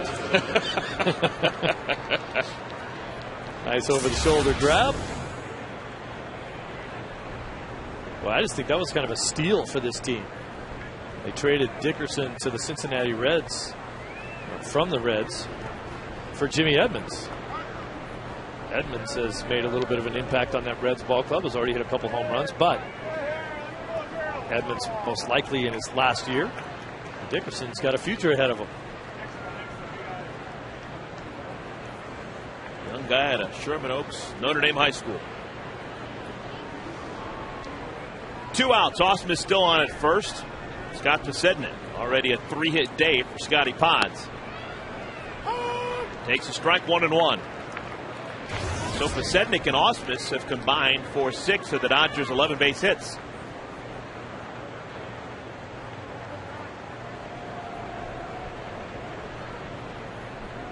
Ausmus getting his, or check that, Posednik getting his first start here in this series against his former team. 03 and 04, he was the everyday leadoff man for the Brewers. Stole 113 bases those 2 years.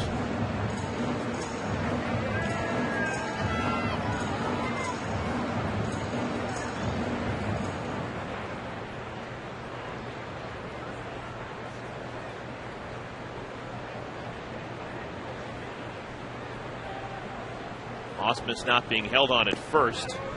Pitch is low. Does he check his swing? He does. Well, this late in the ball game with a 6-run lead, even though Ausmus is not being held, won't try to steal second base unless it goes to a 3-2 count.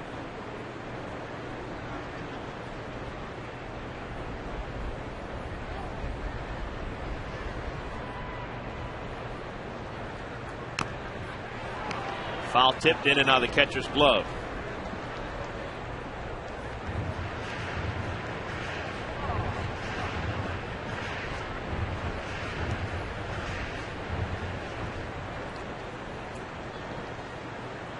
I think with back-to-back foul balls right off the catcher's glove, you don't see that happen too many times. Generally, the catcher hangs on to one of those and you go sit down. Outside 3-2.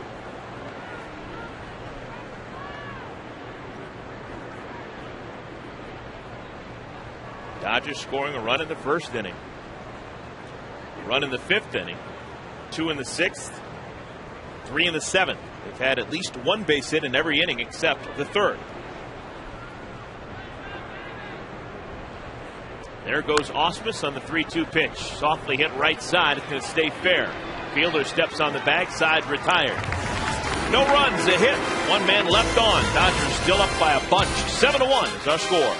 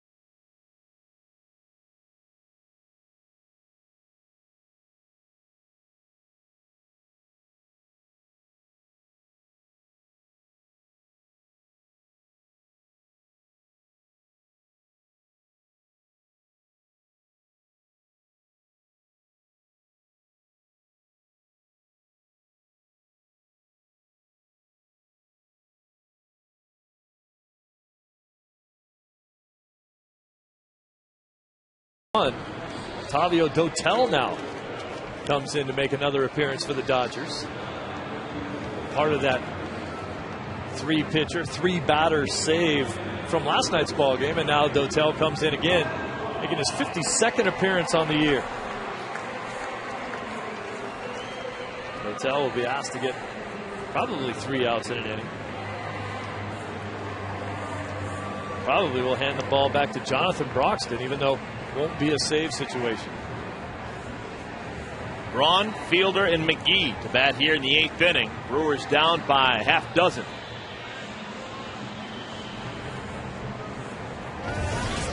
Ran out in the press box during that break and was talking to a couple of people. I guess the word is the official score here at Miller Park is leaning towards. Remember, it's his discretion because the starting pitcher Monasterio didn't go 5 innings. I guess the official score is now leaning towards giving the win to Ronald Belisario, who got the second out of the 5th inning.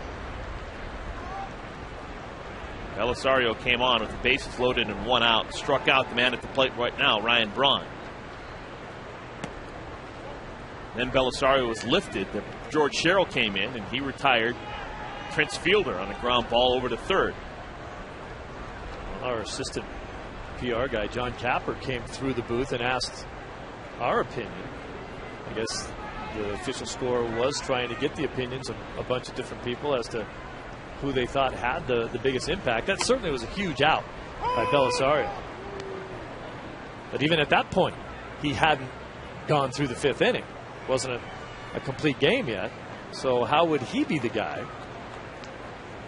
Sherrill, technically, I would think, would be the guy that you'd say, well, he finished the 5th. That guy should be the guy that gets the win. But once nobody does finish the 5th, or the starter doesn't, then it is up to the discretion of the scorer. And I don't know, I thought Kenley Jansen came in and did a pretty darn good job. Ryan Braun has not looked good in this ball game. That is now an 0 for 4 with a couple of strikeouts for one of the better hitters in the game today. Well, the Dodgers are happy to let him feel better after they leave town today. That's just a nasty slider down and away, but far enough off the plate where you think Braun would just spit on that one and let it go.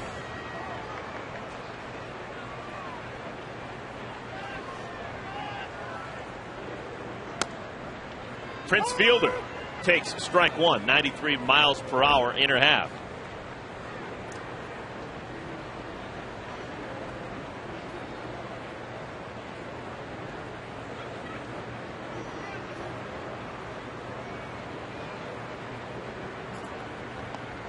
Fielder hitting just .270 coming into the ball game, but 3rd in the National League in on-base percentage because he is 1st in the National League in walks with 83. He was 1st in the National League in times being hit with a pitch at 20 until his teammate Ricky Weeks got hit twice today. So you add those extra 103 times making it to first base safely without even a hit, and you add together the walks and the hit by pitches. And the on-base percentage goes from, well, the batting average, which is .270, goes to an on-base percentage of .404. Wow, not reaching first base here. That's a 4-pitch strikeout of Prince Fielder. There are now 2 outs, and dating back to the 7th inning, Dodger relievers have now struck out 5 in a row. That's a good old country high fastball right by Prince Fielder. When he takes a hack, he's got some bad intentions up there, but not catching up with it. Hit the 1 home run today off a changeup. So in order, Dickerson, Weeks, Hart, Braun, and Fielder have all struck out against Dodger relievers. Casey McGee takes low. Namely Jansen and Dotel.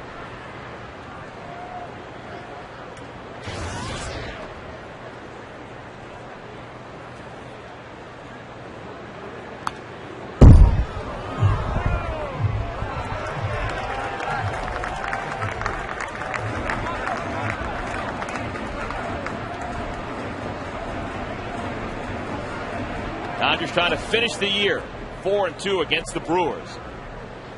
Trying to sweep the Brewers here in Milwaukee in a 3-game set for the first time since 2003. There's a strike.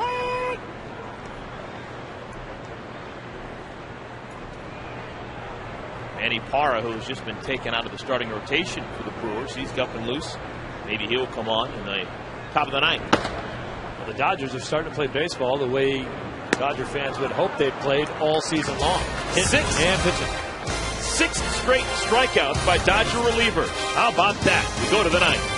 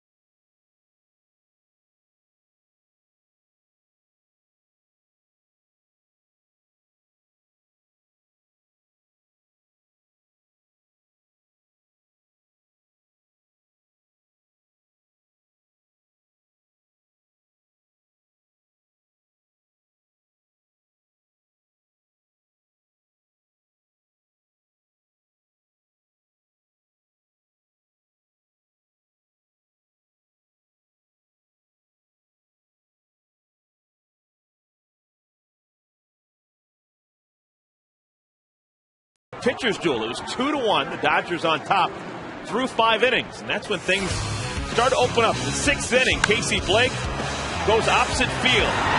First opposite field home run for Casey on the year. Dodgers at that point up 4-1. And then in the 7th inning, this is when things really started looking good for the Dodgers. Kenley Jansen walked. Scott Posednik got a single. Ryan Theriot driving in Jansen, his first big league run. Inning would continue. Reed Johnson in for Andre Ethier has been ejected. RBI single. Wild pitch would score another run. Add it all together, and the Dodgers would score 3 times in that 7th inning, taking a 7-1 lead. That is where we stand as we play inning number 9. New pitcher coming on for the Brewers. It's Manny Parra, just recently taken out of the starting rotation and being relegated to bullpen work. Yeah, he had made 16 starts so far this season. Just having a rough year so far. 3-10 ERA, almost 6.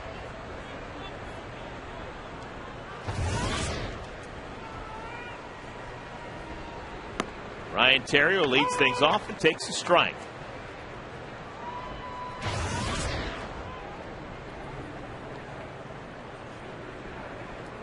Theriot, a couple of base hits and 4 at-bats. Continues to play well against the Milwaukee Brewers, has his entire career.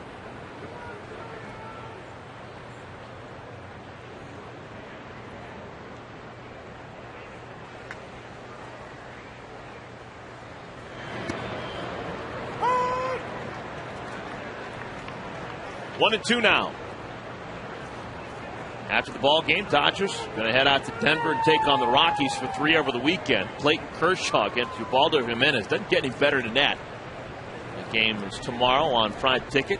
Chad Billingsley and Julius Chassin on Saturday. Ted Lilly and Jason Hamill in the series finale on Sunday. Clayton Kershaw hung the very first loss on Jimenez. He outdueled him in a 1-0 game at Dodger Stadium.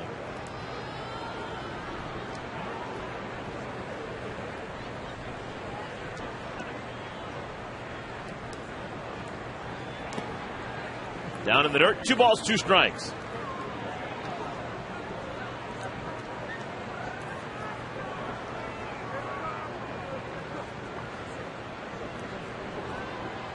Rockies have the day off today. Sitting around getting ready. The Dodger series over the weekend. 2-2. On the ground, right side. Fielder steps on the bag. That's 2 consecutive 3 unassisted for Fielder dating back to the 8th inning. Visit the official online shop of the Dodgers at Dodgers.com. Browse the largest selection of official gear, including the latest apparel, nostalgic memorabilia, and authentic classics for the whole family. Get your gear from the official source, the Dodgers.com shop. Except no substitutes.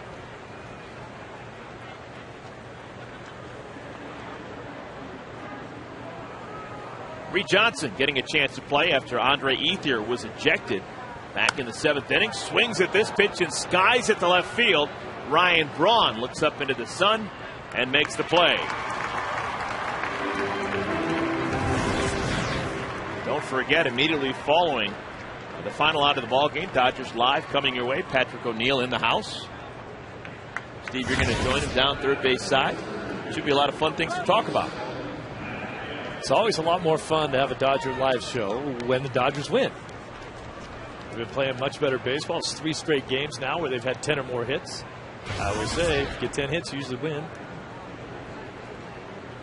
Matt Kemp bats, 2 outs, bases empty here in the 9th. Really enjoyed the pregame show. You guys were talking about the Pfister Hotel where the Dodgers have stayed for years. A lot of people think it's haunted. Teams have been staying at that hotel since way back when I played in the 80s. Coming in with the White Sox and Red Sox back when the Brewers were an American League team. Used to stay at the Pfister.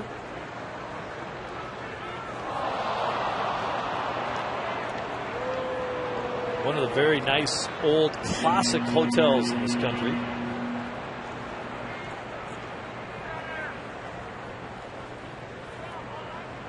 Oh, 2 to Matty.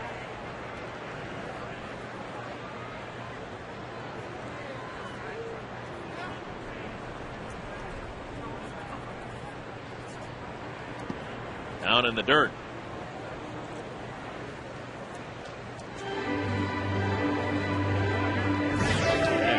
Jeff Weaver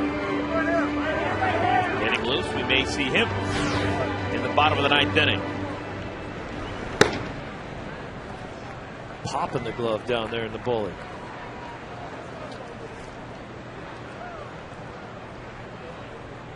Ours 1-2. Well, Weaver's going to have a tough act to follow. The last 6 batters that have come up to the plate against Dodger relievers have all struck out swinging. Dickerson, Weeks, Hart, Braun, Fielder, and McGee. That's 6 pretty good hitters. Wow. Everybody on the Brewers thought that was strike 3. Half the infield was headed back towards the dugout. It was not called strike 3. Ball 3. Full count now for Matt Kemp. You got to think Matty might be thinking, swing hard if you like one. 3-2 pitch. Outside. Draws the walk. 2-out base runner.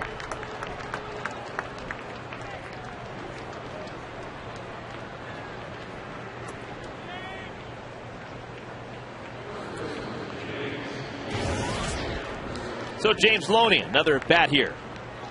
Kept the bat on his shoulder last 2 trips. He's been walked both in the 6th and in the 7th. Intentionally walked in the 7th.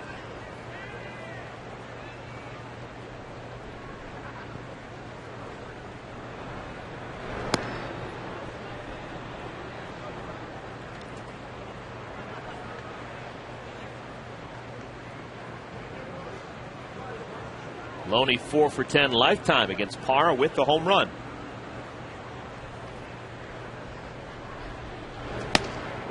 Woo. Blew it past him. 1-1. This is the time of a game when it starts to get out of hand and hitters get at bats and they do start thinking a little bit bigger. Not too worried about anything. The game's probably going to get won by the Dodgers, so the swings get a little bit bigger. Take your chance of maybe hitting a home run.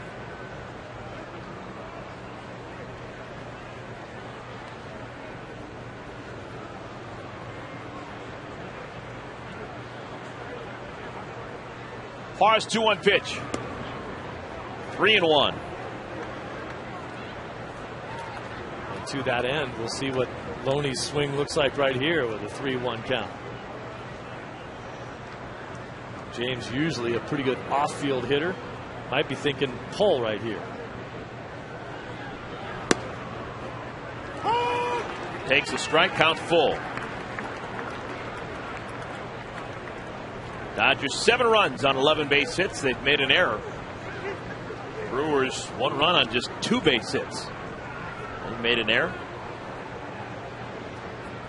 With the 3-2 pitch, Matt Kemp is off and running. Swing and a miss. That'll retire the side. So we move to the bottom of the 9th inning. Jeff Weaver will come on and try and continue the streak of strikeouts. Dickerson, Weeks, and Hart in the 7th. In the 8th, Braun, Fielder, and McGee. What will happen in the 9th?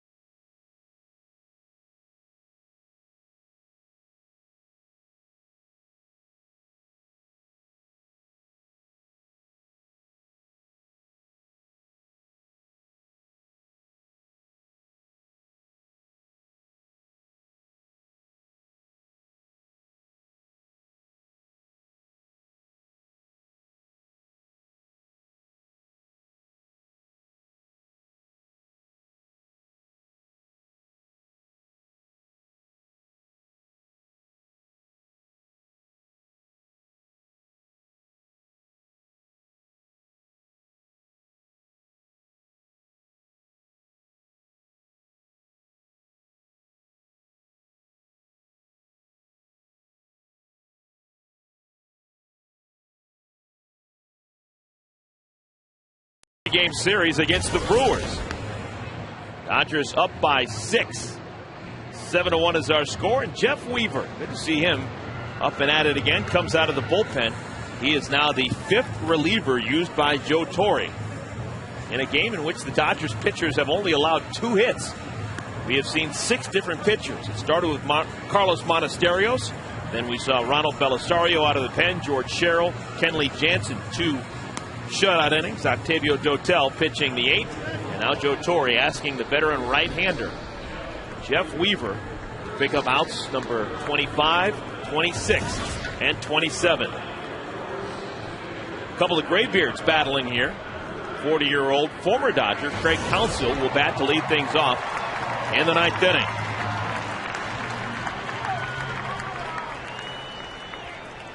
They've only seen Counsell for 1 at-bat so far in this series. Came off the bench and swung at the first pitch in the 7th inning of Tuesday's game, popping out to third. This time he takes the first pitch and it's ball 1.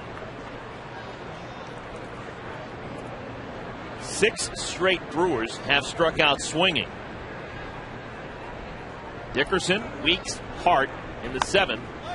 Braun, Fielder, and McGee in the 8th. This is popped behind home plate and caught. Brad Ausmus makes the play. 3-time Gold Glover makes it look easy for the first out here in the 9th.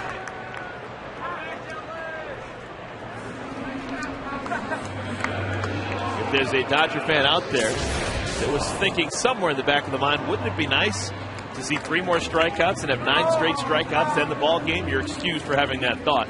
Would have been interesting to see. But an out is an out. There's now 1 out here in the bottom of the 9th inning.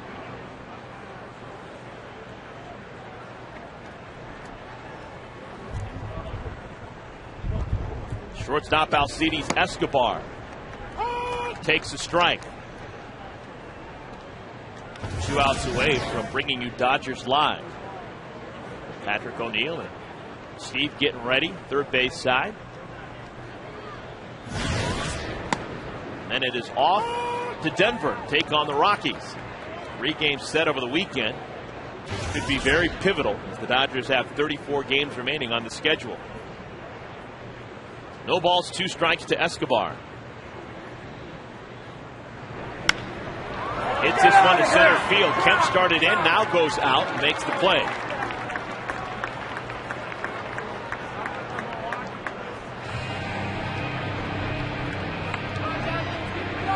You know, how big is this series going to be? And it's going to get started with a bang. Clayton Kershaw against the suddenly almost hittable Ubaldo Jimenez. He's been phenomenal this entire year.